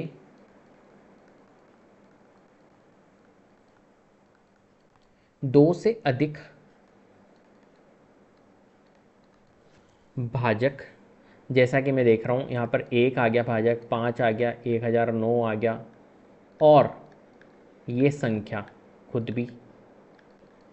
ठीक है, 2 से अधिक भाजक है, इसलिए यह एक भाज्य संख्या है। क्लियर है? इस तरीके से आपको ये क्वेश्चन सॉल्व करना है। नेक्स्ट, किसी खेल के मैदान के चारों ओर किसी खेल के मैदान के चारों ओर एक वृत्ताकार पथ है। इस मैदान का एक चक्कर लगाने में सोनिया को 18 मिनट लगते हैं, जबकि इसी मैदान का एक चक्कर लगाने में रवि को 12 मिनट लगते हैं। मान लीजिए वे दोनों एक ही स्थान और एक ही समय पर चलना प्रारंभ करके एक ही दिशा में चलते हैं। कितने समय बाद वे पुनः प्रारंभिक स्थान पर मिलेंगे? बहुत ध्यान से समझना। देखो, एक इसने बोला है कि एक वृत्ताकार पथ है, पहली बात। तो अगर वृत्ताकार पथ है तो ये इस तरीके का पथ होगा, इस तरीके का एक पथ है, ठीक है। इसके ऊपर ये दोनों के दोनों, ये खेल का मैदान है, चारों ओर एक वृत्ताकार पथ है। इस मैदान का एक चक्कर लगाने में सोनिया को 18 मिनट लगते हैं, है ना। और दोनों एक ही स्थान और एक ही समय पर चलना प्रारंभ करते हैं। मान के चलिए यहाँ पर है, यहाँ से स्टार्ट हो रहे हैं दोनों के दोनों, एक ही समय पर स्टार्ट हुए हैं। और जो सोनिया है उसको 18 मिनट लगते हैं इस पूरे ग्राउंड को, इस पूरे वृत्ताकार पथ को कवर करने में उसको 18 मिनट लगते हैं एक चक्कर लगाने में, जबकि जो रवि है उसको 12 मिनट लगते हैं। अब इससे ये एक चीज़ पता चल रही है कि यार रवि की स्पीड ज़्यादा है, इसी वजह से वो कम समय में इसको कर रहा है कवर, ठीक है। ये तो क्लियर है, स्पीड ज़्यादा है रवि की और सोनिया की थोड़ी कम है स्पीड, इसलिए उसको ज़्यादा समय लग रहा है। चलो, मान लीजिए कि वे दोनों एक स्थान पर चलना प्रारंभ करते हैं एक ही समय पर और एक ही दिशा में चल रहे हैं, तो कितने समय बाद वे पुनः प्रारंभिक स्थान पर मिलेंगे? तो देखो, पहली बात समझो मेरी, बहुत ध्यान से समझना कि अगर रवि को, है ना, कौन है हमारे पास में, एक तो है सोनिया और एक है रवि, ठीक है। देखो, ये रहा, सोनिया को 18 मिनट लगते हैं और रवि को 12 मिनट लगते हैं। तो जब सोनिया चल रही है तो सोनिया को 18 मिनट लग रहे हो, रवि को, तो देखो मान के चलिए कि 12 मिनट कंप्लीट हो गए, तो 12 मिनट में तो रवि तो देखो एक चक्कर लगा के यहाँ पर आ जाएगा, ये पहुँच गया रवि। लेकिन सोनिया को तो 18 मिनट लगते हैं, तो सोनिया उस समय पर कहाँ पर होगी? यहाँ पर होगी। जब 12 मिनट हुए होंगे तब रवि तो यहाँ पहुँच गया, पूरा एक चक्कर लगा लिया, लेकिन सोनिया अभी तक यहीं पहुँची है। क्यों? क्योंकि सोनिया को 18 मिनट लगेंगे इसको कवर करने में। क्या मेरी बात समझ में आ रही है? ऐसे ही रवि फिर से नेक्स्ट यहाँ पर पहुँच जाएगा, तो हो सकता है सोनिया कहीं और यहाँ पर पहुँचे, ठीक है। आ रही मेरी बात समझ में? रवि का पहला चक्कर कंप्लीट हो गया, 12 मिनट हुए, जबकि सोनिया यहीं पे पहुंची जब तक वो, और एक रवि ने चक्कर लगा भी लिया, ठीक है। फिर रवि और चला और दूसरा चक्कर लगाया, तो दूसरा चक्कर फिर से 12 मिनट में करेगा, मतलब टोटल 24 मिनट हो गए। और सोनिया, पता चला कि सोनिया फिर से यहाँ से अब की बार वो यहाँ तक पहुँच गई हो, ठीक है। फिर रवि क्या है, वापस से एक और चक्कर लगाया, 36 मिनट हो गए। और फिर सोनिया हो सकता है कि यहाँ से कहाँ पहुँच गई हो, यहीं पे ही पहुँच गई हो, तो रवि और सोनिया एक जगह पे आ गए। क्लियर है? क्वेश्चन ये कहना चाह रहा है आपको। क्या क्वेश्चन समझ गए? अब देखो, इतना ज़्यादा इसमें दिमाग लगाना नहीं है। करना क्या है यहाँ पर मैं आपको बताता हूँ। जब भी ऐसा क्वेश्चन आता है तो यहाँ पर हमें क्या करना है, यहाँ पर हमें इनका एलसीएम लेना है, ठीक है। दोनों कब एक स्थान पर पहुंचेंगे, इसके लिए हमें क्या करना होगा, यहाँ पर हमें लेना होगा इसका एलसीएम। मैंने आपको पूरा देखो इसको समझा दिया है किस तरीके से ये क्वेश्चन आपको कह रहा है, इसलिए हम यहाँ पर एलसीएम निकाल रहे हैं। एलसीएम मीन्स होता है लीस्ट कॉमन मल्टीपल। एक छोटा सा हमें क्या देखना है, यहाँ पर मल्टीपल देखना है, ये होता है एलसीएम का मतलब, लसापा, ठीक है। चलो, तो हम इसको कैसे करेंगे, तो कुल मिला के हमें ये तो पता चल गया कि यहाँ पर हमें क्या निकालना होगा, एलसीएम निकालना होगा। तो हम लिख लेते हैं यहाँ पर रवि को 12 मिनट लगते हैं, 12 मिनट लगते हैं, जबकि सोनिया को कितना लग रहा है, 18 मिनट, जबकि सोनिया को 18 मिनट लगते हैं, ठीक है। तो एक समय बाद दोनों अपने प्रारंभ स्थान पर होंगे होंगे चलो, तो लगते हैं एक समय बाद दोनों अपने प्रारंभ स्थान पर होंगे। और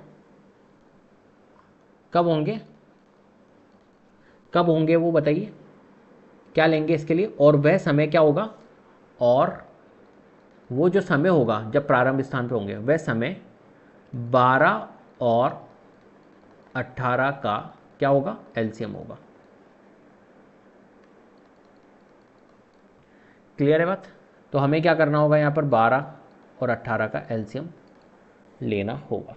चलो 12 का एलसीएम अगर हम ले तो क्या आएंगे, बाबाजी गुणनखंड निकालते 12 के, तो देखो 12 2 छिंग 12, 2 तिया 6 और 3, ठीक है, ये 3, तो 2 गुणा 3 तो 2 की पावर 2 और 3, ठीक है। ऐसे ही 18 के निकालता हूँ तो 2 तिया 6 और 6 तिया 18, 2 गुणा 3 की पावर 2, ये निकलेगा हमारा, ठीक है। ये आबादी गुणनखंड निकाल ली। अब इनका हम निकाल लेते हैं एलसीएम। एलसीएम के लिए मैंने आपको बताया था हाईएस्ट पावर, 2 की पावर 2 और 2 में हाईएस्ट क्या है, 2 की पावर 2, 3 की पावर 1 और 3 की पावर 2 में हाईएस्ट क्या है, 3 की पावर 2, तो 2 की पावर 2 4 हो गया, 3 की पावर 2 9 हो गया, 9 चौक 36 होता है। अब देखो यहाँ पर 36 मिनट बाद में ये दोनों एक स्थान पे होंगे। अगर मैं तुमसे पूछूं कि रवि ने कितने चक्कर लगा लिए 36 मिनट के अंदर, रवि लगा लेगा 3 चक्कर, क्योंकि रवि एक चक्कर 12 मिनट में लगाता है, तो 36 मिनट के अंदर वो 3 चक्कर लगा लिया होता है। वहीं सोनिया को अगर आप देखो तो सोनिया एक चक्कर लगाने में 18 मिनट लगते हैं, तो 36 मिनट के अंदर वो 2 चक्कर ही लगाएगी, जबकि रवि ने 3 चक्कर लगा लिए। आ रही है मेरी बात समझ में? और एक स्थान पर ये पहुंच जाएंगे, ठीक है। तो हम कह सकते हैं यहाँ पर क्या, इस प्रकार रवि और सोनिया जो है 36 मिनट बाद दोनों अपने प्रारंभ स्थान पर यहाँ पर होंगे। तो हम यहाँ पर लिख लेते हैं स्टेटमेंट के तौर पर इस प्रकार, रवि और सोनिया 36 मिनट बाद दोनों अपने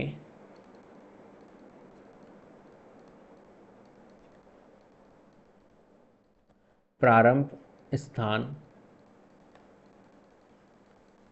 पर होंगे। इस तरीके से इस क्वेश्चन को सॉल्व करना है। क्लियर है? तो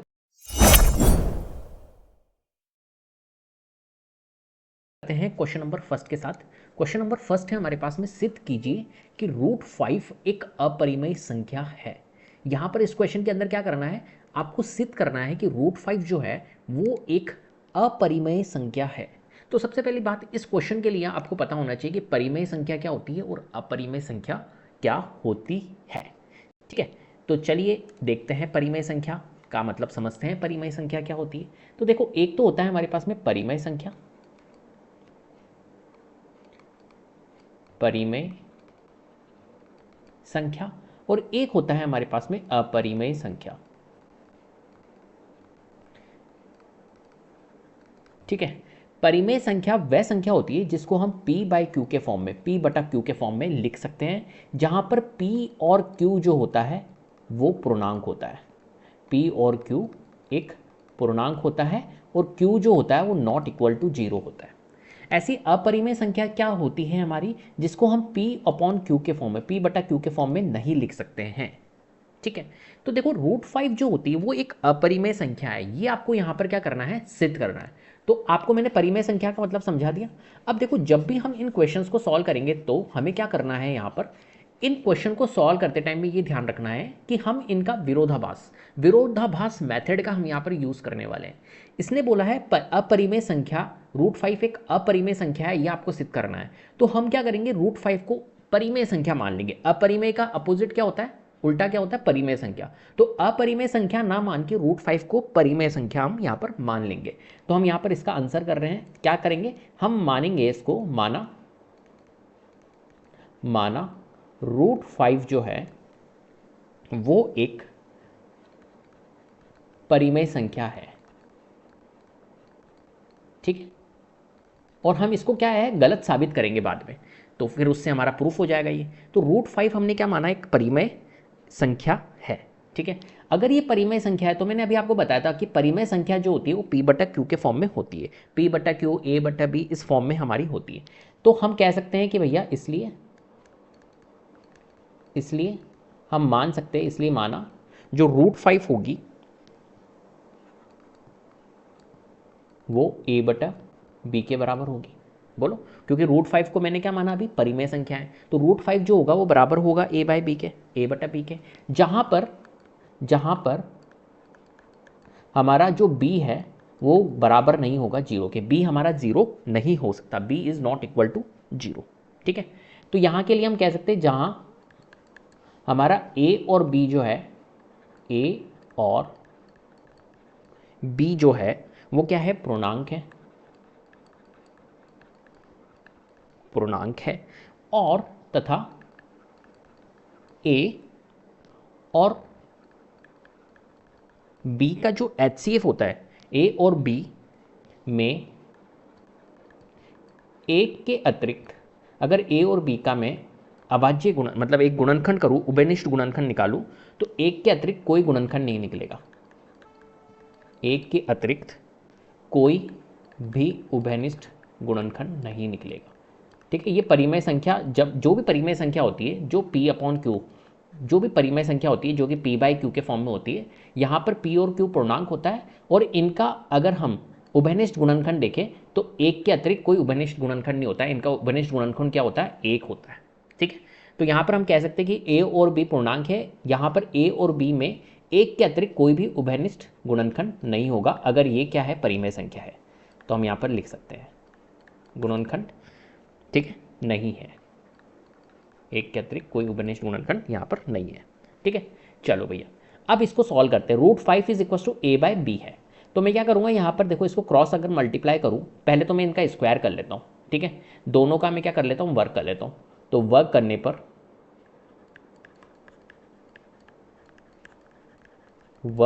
पर हमें क्या मिलेगा, यहाँ पर हमें मिलेगा रूट 5 का, दोनों तरफ वर्क करेंगे तो रूट 5 का वर्ग और a बटा b का वर्ग, तो यहाँ पर रूट 5 का वर्ग अगर करता हूँ तो 5 आएगा, और a बटा b का वर्ग करूँगा तो a square upon b square आएगा। क्यों किया मैंने वर्ग, ताकि मेरा ये रूट जो है, इसके ऊपर जो रूट लगा हुआ है ये मेरा क्या है, हट जाए, इसलिए मैंने यहाँ पर ये चीज़ करी है। ठीक है, अब क्या करूँगा मैं यहाँ पर देखो, इसको क्रॉस मल्टीप्लाई कर देता हूँ, तो b स्क्वायर उधर चल जाएगा, तो ये क्या हो जाएगा 5b स्क्वायर, और यहाँ पर रह जाएगा a स्क्वायर।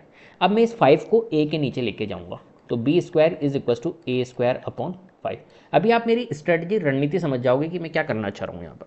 तो a स्क्वायर के नीचे क्या चल गया हमारा, 5 यहाँ पर चल गया। यहाँ से एक चीज़ क्लियर हो रही है कि a स्क्वायर को क्या कर रहा है, 5 डिवाइड कर रहा है ना। a स्क्वायर जो नंबर है, कोई भी a स्क्वायर है, a में अगर कोई नंबर मैं रखता हूँ तो डिवाइडेड बाय 5 लिखा हुआ है, इसका मतलब है कि a स्क्वायर कोई नंबर है, ठीक है, और उसको 5 क्या कर रहा है, विभाजित कर रहा है। अगर a स्क्वायर को 5 विभाजित कर रहा है तो क्या होगा भैया, 5 जो है वो इस a को भी विभाजित करेगा। इस चीज़ को मैं समझाता हूँ, जैसे कि फॉर एग्जांपल a में मान के चलिए कि कोई वैल्यू पड़ी है, ठीक है, आप थोड़ी देर के समझिए कि a में 10 पड़ा है मान के चलिए, ठीक है। अब 10 का a का स्क्वायर, देखो ये लिखा हुआ है a स्क्वायर अपॉन 5, तो 10 का स्क्वायर करता हूँ तो 10 का स्क्वायर क्या होता है हमारा, 100 होता है, और 100 डिवाइडेड बाय 5 करता हूँ तो ये 20 बार जाता है, बिल्कुल जा रहा है। तो देखो a स्क्वायर को अगर 10 के स्क्वायर को अगर 5 डिवाइड कर रहा है तो ऑब्वियसली बात है a को भी 5 डिवाइड करेगा। इस a की वैल्यू क्या थी, 10 को डिवाइड करेगा 5 कितनी बार, 2 बार, ठीक है। तो अगर a स्क्वायर को डिवाइड कर रहा है, ये विभाजित कर रहा है 5, तो a को भी 5 विभाजित करेगा, मैं ये कह सकता हूँ यहाँ पर, ठीक है। तो हम यहाँ पर इस सिचुएशन में क्या कहेंगे, यहाँ पर लिख लेता हूँ मैं, अतः पूरा प्रॉपर लिखना है जिससे कि आपको मार्क्स पूरे मिले। अतः 5 जो है, 5 जो है वो a स्क्वायर को विभाजित करता है, a स्क्वायर को विभाजित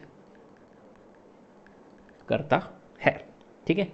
इसलिए अगर 5 a स्क्वायर को विभाजित कर रहा है तो इसलिए 5 जो है वो a को भी विभाजित करेगा। अभी मैंने आपको इसका प्रूफ दे दिया, विभाजित करेगा। क्लियर है बात। चलो अब देखो a अगर 5 को विभाजित करेगा तो अगर कोई वैल्यू है, मान के चलिए 5 से अगर कोई वैल्यू, मैंने a अभी 10 मानी थी, तो 5 से 10 को अगर मैं 5 से विभाजित करता हूँ तो 2 बार जाता है और ये 0 आ जाता है, ठीक है। तो ये 5 जो है ये तो क्या है, ये तो भाजक है जिससे डिवाइड किया जा रहा है, और 10 क्या है, 10 को हम डिवाइड कर रहे हैं, और 2 क्या है, 2 एक शेषफल है। तो हम एक तरह से इस 10 को हम क्या लिख सकते हैं, ठीक है, इस 10 को मतलब जिसको मैंने a माना था, तो इस a को मैं क्या मान सकता हूँ, हम इसको मान सकते हैं, अब माना जो a है जो 10 था यहाँ पर, जैसे कि मैं एग्जाम्पल के तौर पर समझा रहा हूँ, a is equal to 5k, इसको मैं मान सकता हूँ। k क्या होगा यहाँ पर, k होगा जो हमारा ये था हमारा 2, ठीक है। तो ये हमने एक तरह से इस तरीके से माना a is equal to 5k, ठीक है। 5 इंटू के 2 बार गया तो 5 इंटू 2 10, कुछ भी हो सकता है, मतलब k की वैल्यू कुछ भी हो सकती है। तो मैं एग्जाम्पल देकर आपको समझाने की कोशिश कर रहा हूँ यहाँ पर, इसको मैं हटा देता हूँ। ये तो मैं एग्जाम्पल लेके समझा रहा हूँ कि a की वैल्यू मान के चली कि 10 है। तो एक तरह से यहाँ पर इस 5 को मैंने a को क्या मान लिया, इस a को मैंने मान लिया a बराबर है 5k के, ठीक है। क्योंकि ये वेरी करेगा a के अकॉर्डिंग, ये k हमारा क्या होगा, चेंज होता रहेगा। ए कुछ भी होगा तो के अलग हो जाएगा इस तरीके से। तो 5k हमने मान लिया। जहाँ पर क्या है, जहाँ पर ये जो k है, जहाँ k क्या है, कोई पूर्णांक है, मुझे नहीं पता, ये कुछ भी हो सकता है, तो कोई पूर्णांक है, ठीक है। चलो अब देखो यहाँ पर जो मैंने ये लिखा था कि 5a² को विभाजित करता है, इसको मैं एक इक्वेशन बोल देता हूँ, मान के चलिए थोड़ी देर के लिए, ठीक है। और इसको मैं दूसरी समीकरण में बोल देता हूँ, ठीक है। चलो अब जो समीकरण 1 है, ठीक है, यहाँ पर जो मेरी एक समीकरण आई थी, समीकरण यहाँ पर कौन सी है, ये वाली, ठीक है। जैसे यहाँ पर एक आई थी ना मेरी समीकरण, कहाँ पर है, जैसे कि ये वाली समीकरण, इसको समीकरण 1 बोल देते, एक काम करते, इस वाली समीकरण को, ये जो a² 5b² था, इसको मैं समीकरण 1 बोल देता हूँ, ठीक है। इसको हटा देते, इसको समीकरण नहीं बोलेंगे, ठीक है। इसको भी हटा दो, इसको मैं समीकरण 1 बोल रहा हूँ, ठीक है। चलो तो मैं क्या करूँगा, यहाँ पर ये k कोई पूर्णांक है, ये आ गया हमारा। अब मैं यहाँ पर लिख लेता हूँ, अतः, या एक सेकेंड, समीकरण यहाँ मैं लिख देता हूँ, समीकरण जो एक आई थी हमारी, ये वाली समीकरण 1 में a का मान रखने पर, जो a की वैल्यू 5k है, ये 5k है, a का मान रखने पर, ठीक है।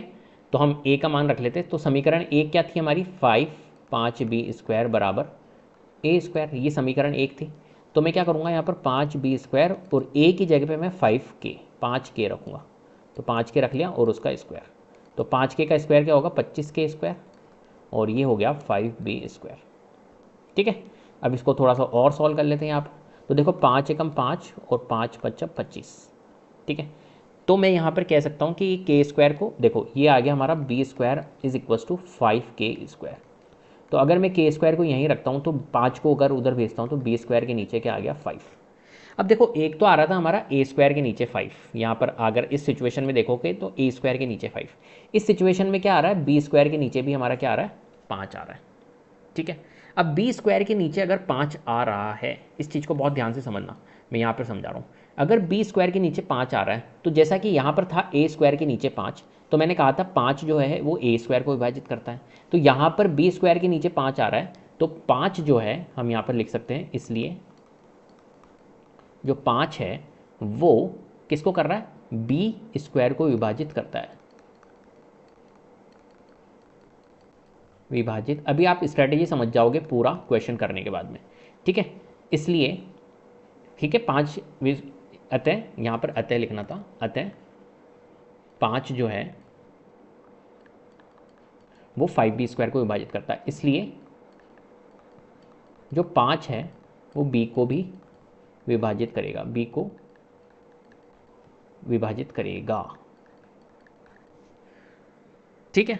अब देखो यहाँ पर क्या चीज़ होगी कि अगर ये b को विभाजित कर रहा है, समझिए मेरी बात को बहुत ध्यान से समझना, अगर ये b को भी विभाजित कर रहा है, इसका मतलब क्या हुआ कि ये 5 को भी विभाजित कर रहा था और ये b को भी विभाजित कर रहा है। इसका मतलब है कि ये उभयनिष्ठ गुणनखंड कौन हुआ इसका, इसका उभयनिष्ठ गुणनखंड हमारा 5 हो गया।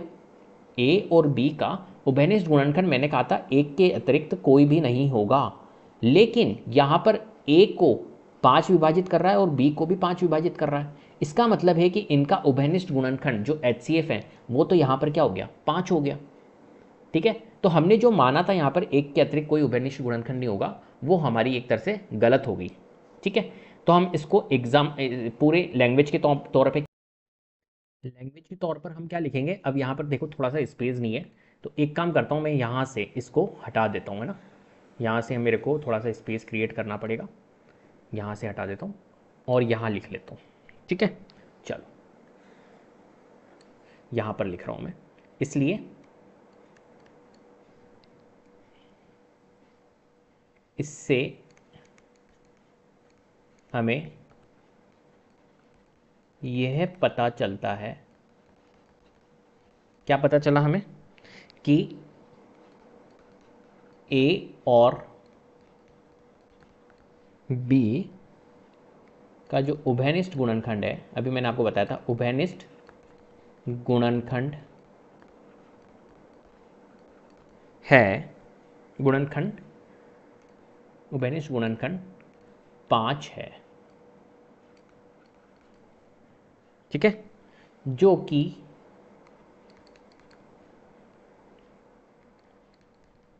हमारी जो कल्पना थी, हमने जो सोचा था, हमारी कल्पना के विपरीत है,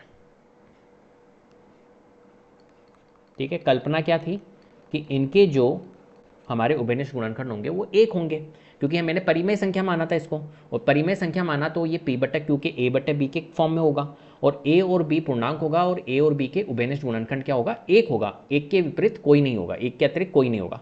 लेकिन यहाँ पर जब मैंने इस क्वेश्चन को सॉल्व किया √5 को परिमेय संख्या मानकर, तो यहाँ पर जो इनका उभयनिष्ठ गुणनखंड निकल रहा है वो एक के अतिरिक्त निकल रहा है 5, ठीक है। इसका मतलब है कि ये हम ना विरोधाभास कर रहा है, तो यह क्या कर रहा है, विरोधाभास।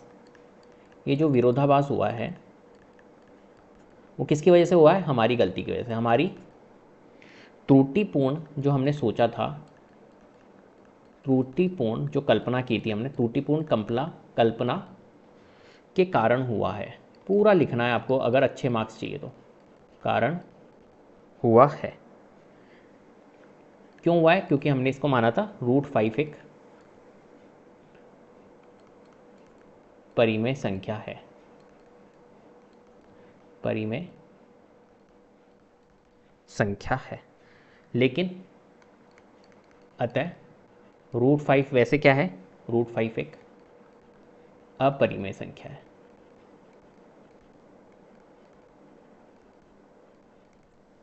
ठीक है। इस तरीके से इस क्वेश्चन को आपको सॉल्व करना है। चलिए आगे बढ़ते हैं। अब देखो यहाँ पर √5 था, अगर √5 की जगह √2 आ जाता तो फिर ऐसा का ऐसे ही होता क्वेश्चन, बस ये यहाँ पर जहाँ पर 5 है, यहाँ पर जैसे 5 है तो यहाँ 2 होता, यहाँ 2 होता, है ना, और आगे भी हमारा 2 चलता रहता। जैसे यहाँ पर 5k है तो यहाँ 2k हो जाता, ठीक है, जहाँ k कोई पूर्णांक है, और इसी तरीके से प्रोसेस चलता। अगर 2 आए, 3 आए, कुछ भी आए ना, तो बिल्कुल ऐसी की ऐसी ही लैंग्वेज लिखनी है, बस जहाँ पर 5 था हमारा वहाँ पर आपको क्या कर देना है, 2 कर देना है, ठीक है। 3 आए तो 3 कर दो, इसी तरीके से आपको सॉल्व करना है। चलिए आगे। अब देखो ये दूसरा फॉर्मेट है, ये थोड़ा सा अलग तरीके से सॉल्व होगा, हालांकि वैसा ही है लेकिन थोड़ा सा अलग तरीके से। तो सिद्ध कीजिए कि 3 + 2√5 एक अपरिमेय संख्या है। कैसे करेंगे इसको, बहुत ध्यान से समझना। देखो 3 + 2√5 को भी हम क्या मानेंगे, एक परिमेय संख्या मान लेंगे, ठीक है। इन क्वेश्चंस को सॉल्व करने का यही तरीका होता है कि हम क्या माने, इसके विपरीत मान ले कि ये अपरिमेय संख्या है, तो इसके विपरीत क्या होता है, परिमेय संख्या होता है, तो इसको हम क्या मान लेंगे, परिमेय संख्या मान लेंगे। तो हम ले लेते हैं, माना कि 3 + 2√5 एक परिमेय संख्या है, हम कल्पना कर रहे हैं, ठीक है, ये परिमेय संख्या है। अगर ये परिमेय संख्या है इसलिए हम मान सकते हैं कि इसलिए माना 3 + 2√5 जो है वो बराबर होगा a बटा b के। अगर परिमेय संख्या है तो परिमेय संख्या किस फॉर्म में होती है, a बटा b के फॉर्म में होती है, जहां पर क्या होता है, a और b जो होता है वो पूर्णांक होता है। तो हम यहाँ पे लिख लेते हैं, जहां यहाँ पर b जो है वो ≠ 0 है, ये ध्यान रखना, 0 कभी नहीं हो सकता है, ये जो हर होता है वो 0 नहीं हो सकता है। तो जहाँ पर हम लिख लेते हैं यहाँ, जहाँ a और b पूर्णांक है, और देखो परिमेय संख्या जो होती है वो a बटा b के फॉर्म में होती है, a और b पूर्णांक होता है, और a और b का उभयनिष्ठ गुणनखंड एक के अतिरिक्त नहीं होता है, ये आपको याद रखना है। तो a और b पूर्णांक है, तथा a और b में एक के अतिरिक्त ए के अतिरिक्त कोई भी उभयनिष्ठ गुणनखंड नहीं है, कोई उभयनिष्ठ गुणनखंड नहीं है। ठीक है, अब देखो क्या करूंगा मैं, यहां पर 3 + 2√5 था, इसको मैं एज इट इज लिखूंगा 3 + 2√5 बराबर a/b। अब देखो इसको सॉल्व करने के लिए मैं क्या करूंगा, सबसे पहली बात इस 3 को पहले उधर ले जाता हूं। ठीक है, मैं क्या करूंगा यहाँ पर जो रूट में वैल्यू है √5 जो है उसको एक तरफ रखूंगा। ठीक है, बाकी सारी वैल्यूज़ को मैं क्या करूंगा, उधर ले जाऊंगा। तो ये देखो 3 को अगर मैं उधर ले जाता हूँ तो यहाँ पर 2√5 ही बचेगा, 2√5 और a/b, और 3 को मैं उधर ले जा रहा हूँ तो a/b -3 हो जाएगा। ठीक है, ये प्लस में था तो उधर जाके माइनस में हो जाएगा। क्लियर है बात, कोई परेशानी? चलो अब इस 2 को भी मैं उधर ले जाऊंगा, अभी ले जाऊंगा, मैं बाद में ले जाऊंगा, कोई दिक्कत नहीं है, या अगर अभी भी ले जाऊं तो कोई दिक्कत नहीं, जैसा भी है। अभी मैं कर लेता हूं इसको, तो देखो a/b -3, इसको अगर मैं सॉल्व करता हूं तो ये b आएगा और a -3 भी आ जाएगा, और यहाँ पर क्या है 2√5। अब √5 को मैं यहीं रहने देता हूँ और इस 2 को उधर ले जाता हूँ, तो ये 2 मल्टीप्लाई में है, गुणा में है, उधर जाके किस में जाएगा, भाग में जाएगा, नीचे जाएगा डिवाइड में। तो a -3b, इस 2 को उधर ले जा रहा हूँ मैं तो ये नीचे चल जाएगा 2b। कोई दिक्कत, ये तो बेसिक मैथमेटिक्स होती है, बेसिक गणित होती है, ये आपको पता होगी। अब देखो हमने यहाँ पर निकाल रखा है, अभी हमने क्वेश्चन सॉल्व किया था, जो पहला क्वेश्चन था वो √5 जो है वो अपरिमेय संख्या हमने सिद्ध की थी, है ना। अपरिमेय संख्या को हमने वहाँ पर प्रूफ किया था कि √5 जो होता है वो एक अपरिमेय संख्या यहाँ पर होता है। ठीक है, अब यहाँ पर अगर मैं देखो a और b क्या है, पूर्णांक है, और a और b में अगर मैं कोई भी वैल्यू रखता हूँ तो ये वाली जो संख्या है, ये वाली जो संख्या है a -3b/2b, ठीक है, ये वाली संख्या क्या होगी, परिमेय संख्या होगी। लेकिन इधर क्या है, अपरिमेय संख्या है। अपरिमेय और परिमेय ये क्या बराबर हो सकती है, नहीं हो सकती है। तो इसका मतलब है कि जो हमने माना √5, जो हमने इस संख्या को a/b के फॉर्म में माना, मतलब परिमेय संख्या जो हमने माना, वो एक तरह से गलत है। तो इसको कैसे लिखेंगे मैं आगे बता देता हूँ इसको। ठीक है, तो अब देखो यहाँ तक हमने कर लिया, यहाँ पर कोई दिक्कत नहीं। तो अब लिख लेते क्योंकि ए और बी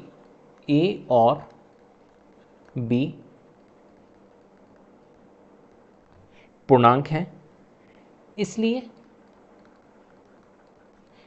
ये जो a -3b है, a -3b divided by 2b। ठीक है, एक मैंने आपको बताया था a और b पूर्णांक है, और a और b में कुछ भी वैल्यू रखूंगा तो परिमेय संख्या मिले, तो a एक परिमेय संख्या है।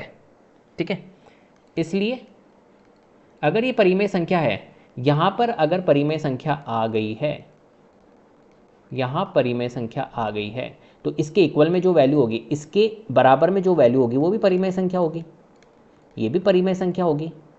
तो हम लिख सकते हैं इसलिए √5 भी एक परिमेय संख्या होगी, परिमेय संख्या होगी। लेकिन क्या, हमने अभी प्रूफ किया था ये अपरिमेय संख्या है, लेकिन हम जानते हैं कि √5 एक अपरिमेय, अभी हमने सॉल्व भी किया था इसको पहले वाले क्वेश्चन में, अपरिमेय संख्या है। तो ये ऐसा क्यों हो रहा है कि भैया इसके इक्वल में परिमेय संख्या है तो ये तो परिमेय संख्या होनी चाहिए, लेकिन ये तो अपरिमेय संख्या है, हमने प्रूफ किया था, अभी सिद्ध किया था। तो ये क्यों हो रहा है, ये गलती हो रही है हमारे विरोधाभास, ये विरोधाभास जो हो रहा है, ऐसा क्यों हो रहा है भाई, ये विरोधाभास क्यों हो रहा है, हमने जो कल्पना की है, हमारी त्रुटिपूर्ण कल्पना के कारण हुआ।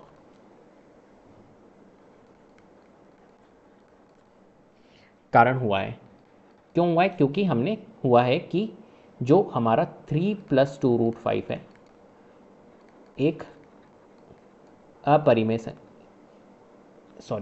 परिमेय संख्या है, इसको मैंने परिमेय संख्या माना था। 3 + 2√5 एक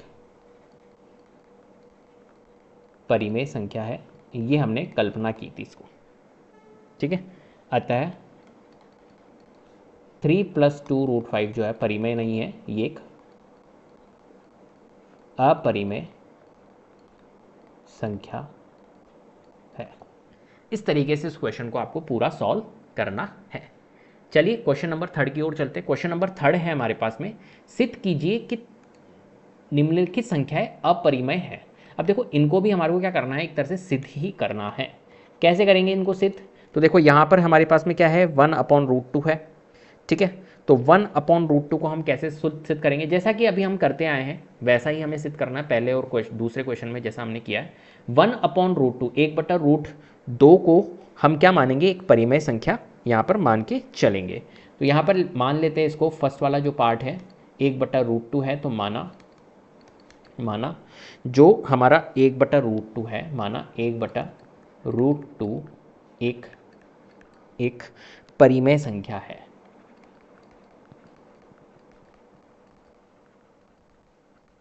ये हमने परिमेय संख्या इसको मान लिया है। अब अगर ये परिमेय संख्या है तो ये a/b के फॉर्म में होगी, जैसा कि हम करते आए हैं। तो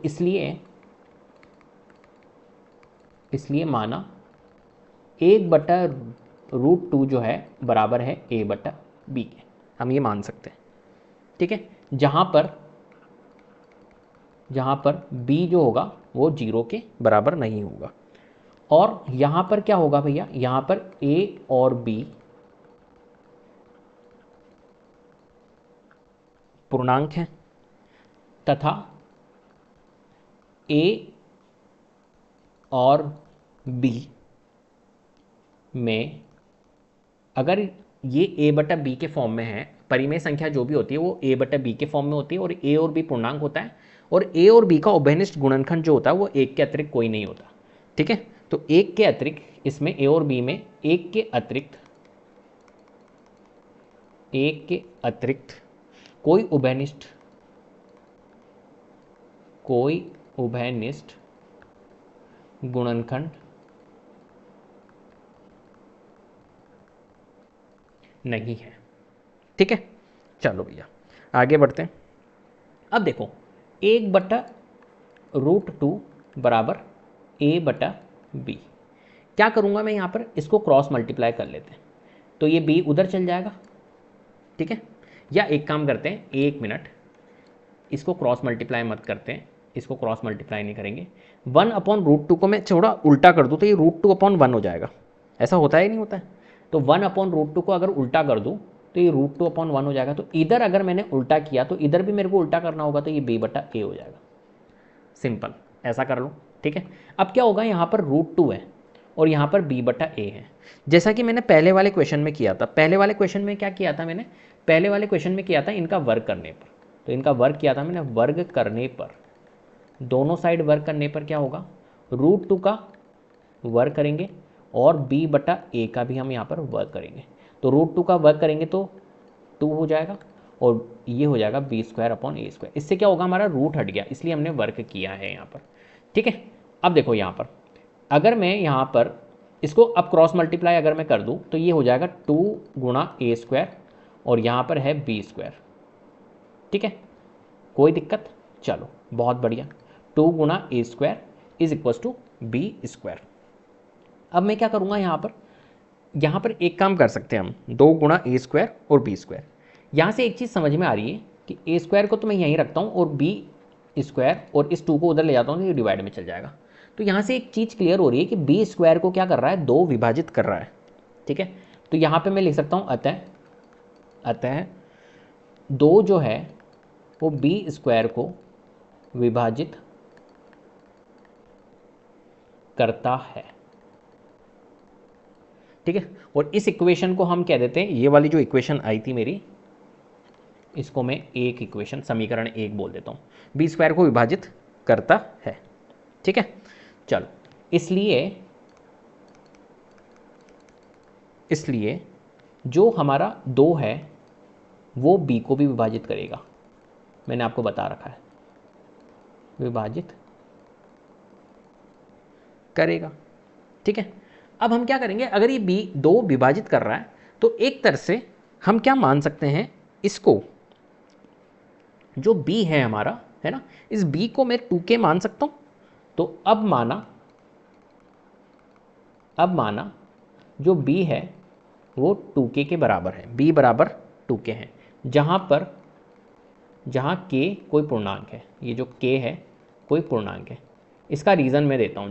जैसे कि फॉर एग्जांपल b कोई वैल्यू है, मान के चलो कि b एक 10 है, ठीक है, b कोई 10 है। तो देखो b को मैं 2k अगर ऐसे लिखता हूँ तो b एक तरह से क्या हो जाएगा, 2 इंटू k की वैल्यू कितनी हो जाएगी, 5 हो जाएगी।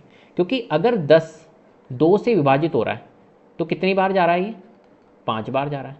तो ये इस तरीके से लिखा जाता है, b is equal to 2k, जहाँ पर k की वैल्यू क्या हो जाएगी, 5। अब k की वैल्यू कुछ भी हो सकती है, b अगर 10 है तो k की वैल्यू 5 होगी, ऐसे b की वैल्यू मेरी चेंज होगी तो k की वैल्यू भी चेंज होती रहेगी। तो इसको लिखने का एक तरीका है, इस b को मैं किस तरीके से लिख सकता हूँ, 2k के फॉर्म में लिख सकता हूँ। तो b बराबर क्या होगा, 2k होगा। ऐसे ही अगर यहाँ पर 1/√2 नहीं हो गया, 1/√3 होता और यहाँ पर √3 चलता मान के चलो, तो b बराबर 3k लिखता। इस तरीके से मेरे को यहाँ पर लिखना होगा, ठीक है। चलो, तो देखो यहाँ पर b बराबर है 2k के, ठीक है। अब मैं क्या करूँगा, यहाँ पर इस 2k को, इस 2k को मैं समीकरण 1 में रखूँगा। तो समीकरण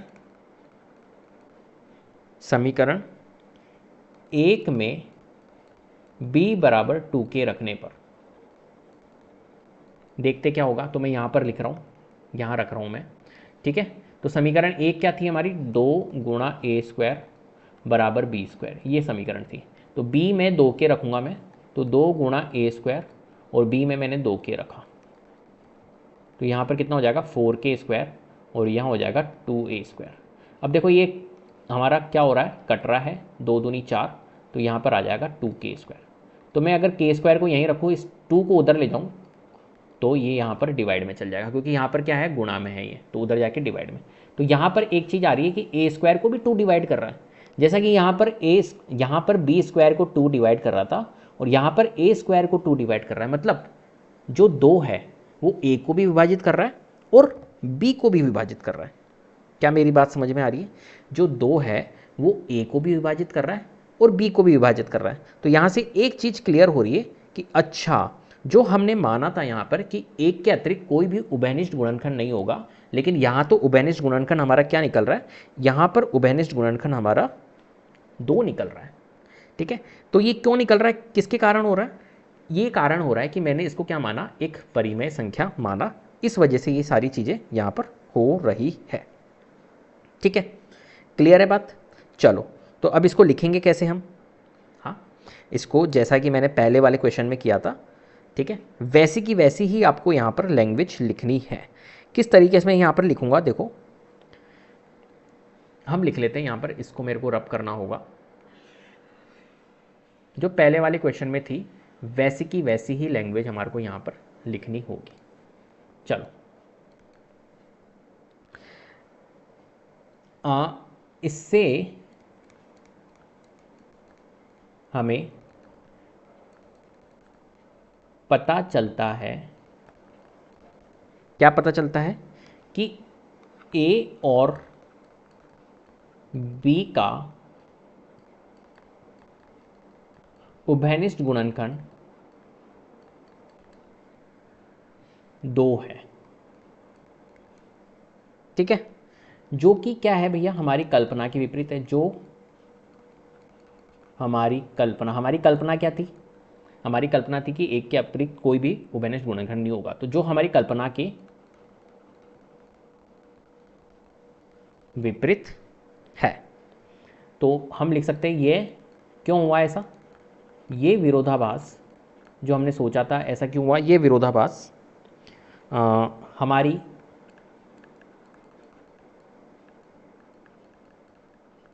त्रुटिपूर्ण, जो हमने कल्पना की थी, त्रुटिपूर्ण कल्पना के कारण हुआ है। क्या कल्पना थी, हुआ है कि जो 1/√2 है, 1/√2 है, एक परिमेय संख्या है, इसकी वजह से हुआ है। अतः 1/√2 एक अपरिमेय संख्या है।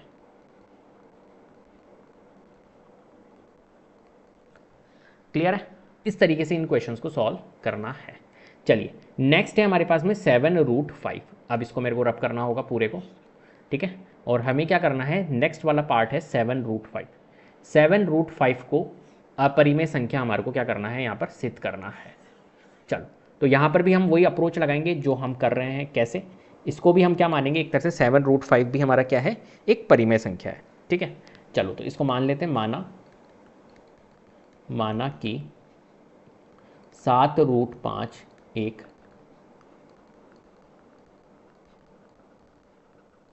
परिमेय संख्या है। ठीक है, अगर ये परिमेय संख्या है तो हम इसको मान सकते हैं। इसलिए जो भी परिमेय संख्या होती है, इसलिए माना परिमेय संख्या जो होती है वो a/b के फॉर्म में होती है। तो 7√5 जो है वो बराबर है a/b के। ठीक है, जहाँ पर जो b है वो बराबर नहीं है 0 के। यहाँ पर क्या होगा, जहाँ a और b पूर्णांक है, ठीक है, तथा a और b में क्या होता है, एक के अतिरिक्त कोई भी उभयनिष्ठ गुणनखंड नहीं, कोई उभयनिष्ठ गुणनखंड नहीं है। ऐसा होता है ना परिमेय संख्या के अंदर, एक के अतिरिक्त कोई उभयनिष्ठ गुणनखंड नहीं होता है। चलो, तो 7√5 जो है उसको मैंने माना a/b के बराबर। तो मैं क्या करूँगा, यहाँ पर √5 को तो यहीं रखूँगा और 7 को उधर ले जाऊँगा। ठीक है, रूट में जो वैल्यू होती है उसको एक तरफ ही रखते हैं। 7 को उधर ले जाएंगे तो 7 इधर गुणा में है, उधर जाके डिवाइड में हो जाएगा। तो ये एक तरह से b के साथ में हो जाएगा, तो 7b आ जाएगा, a/7b। ठीक है, कोई दिक्कत? चलो, अब देखो यहाँ पर a और b पूर्णांक है। अगर मैं a और b की वैल्यू रखता हूँ, कोई भी पूर्णांक रखता हूँ, तो यहाँ पर ये वाला तो परिमेय संख्या है और ये एक तरह से क्या है, ये अगर परिमेय संख्या है तो ये भी परिमेय संख्या हो जाएगा। लेकिन मैंने √5 को पहले प्रूफ किया था कि ये अपरिमेय संख्या है। ठीक है, तो हम इसको कैसे लिखेंगे, देखो यहाँ पर समझाता हूँ। क्योंकि चलो यहीं पे छोड़ देना इसको, क्योंकि a और b क्या है भैया, पूर्णांक है ना। इसलिए अगर ये पूर्णांक है, इसलिए a/7b एक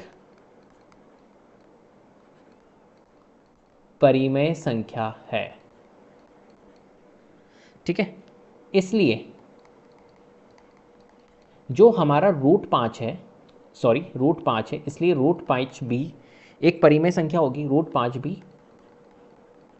एक परिमेय संख्या होगी। क्यों मैं ऐसा बोल रहा हूँ, क्योंकि देखो यहाँ पर अगर मेरा परिमेय संख्या निकल रहा है, यहाँ अगर ये परिमेय संख्या है तो इसके बराबर में ये भी तो हमारी परिमेय संख्या होगी, बराबर में भी तो परिमेय संख्या होगी, क्योंकि यहाँ पर क्या है, यहाँ पर बराबर है। तो √5 भी एक परिमेय संख्या होगी। लेकिन हमने अभी प्रूफ किया था, लेकिन हम जानते हैं, क्या जानते हैं, √5 तो भैया √5 एक अपरिमेय संख्या है, ये हम जानते हैं भैया, अपरिमेय संख्या है।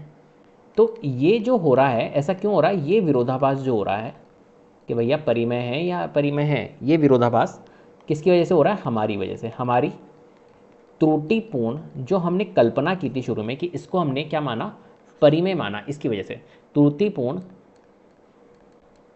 कल्पना के कारण हुआ है, कल्पना के कारण हुआ है कि हमने क्या माना था, 7√5 जो है, 7√5 एक परिमेय संख्या है। लेकिन अतः वैसे ये क्या है, 7√5 एक अपरिमेय संख्या है, अपरिमेय संख्या है। क्लियर है? इस तरीके से आपको इस क्वेश्चन को सॉल्व करना है। चलिए, थर्ड पार्ट है 6 + √2। फिर से मेरे को इसको रब करना होगा और 6 + √2 को हमें क्या करना है, सॉल्व करना है। ठीक है, चलो कर लेते हैं फटाफट से। तो यहाँ पर हमारे पास में है 6 + √2। ठीक है, कैसे करेंगे 6 + √2 को हम सॉल्व। 6 + √2 को हम कैसे यहाँ पर सॉल्व करेंगे? तो देखो यहाँ पर हम इसको मान लेंगे 6 + √2। अब पूरी लैंग्वेज नहीं लिखवाऊंगा, वो आपको लिखनी आगे होगी। तो माना 6 + √2 एक परिमेय संख्या है। ठीक है, हम क्या मानेंगे इसको? ये परिमेय संख्या है। अगर ये परिमेय संख्या है, इसलिए माना 6 + √2 जो है वो बराबर है a/b के, जहाँ पर b जो है वो नॉट इक्वल टू 0 है।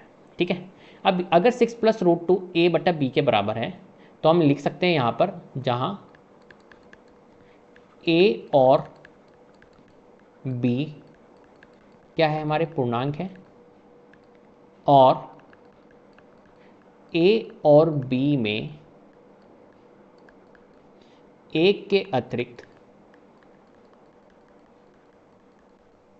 कोई उभयनिष्ठ गुणनखंड नहीं है। कोई उभयनिष्ठ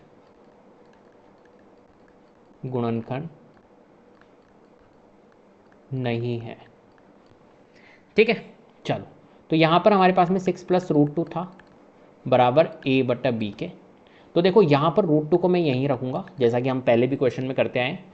6 को उधर ले जाता हूँ तो a/b, और 6 उधर जाएगा तो किस में हो जाएगा? माइनस में हो जाएगा। ठीक है, ये प्लस में है तो उधर माइनस में, तो √2 तो यहीं रहेगा। इसको मैं सॉल्व करता हूँ, क्या लेके? एलसीएम लेके, तो b और a माइनस यहाँ पर हो जाएगा 6b।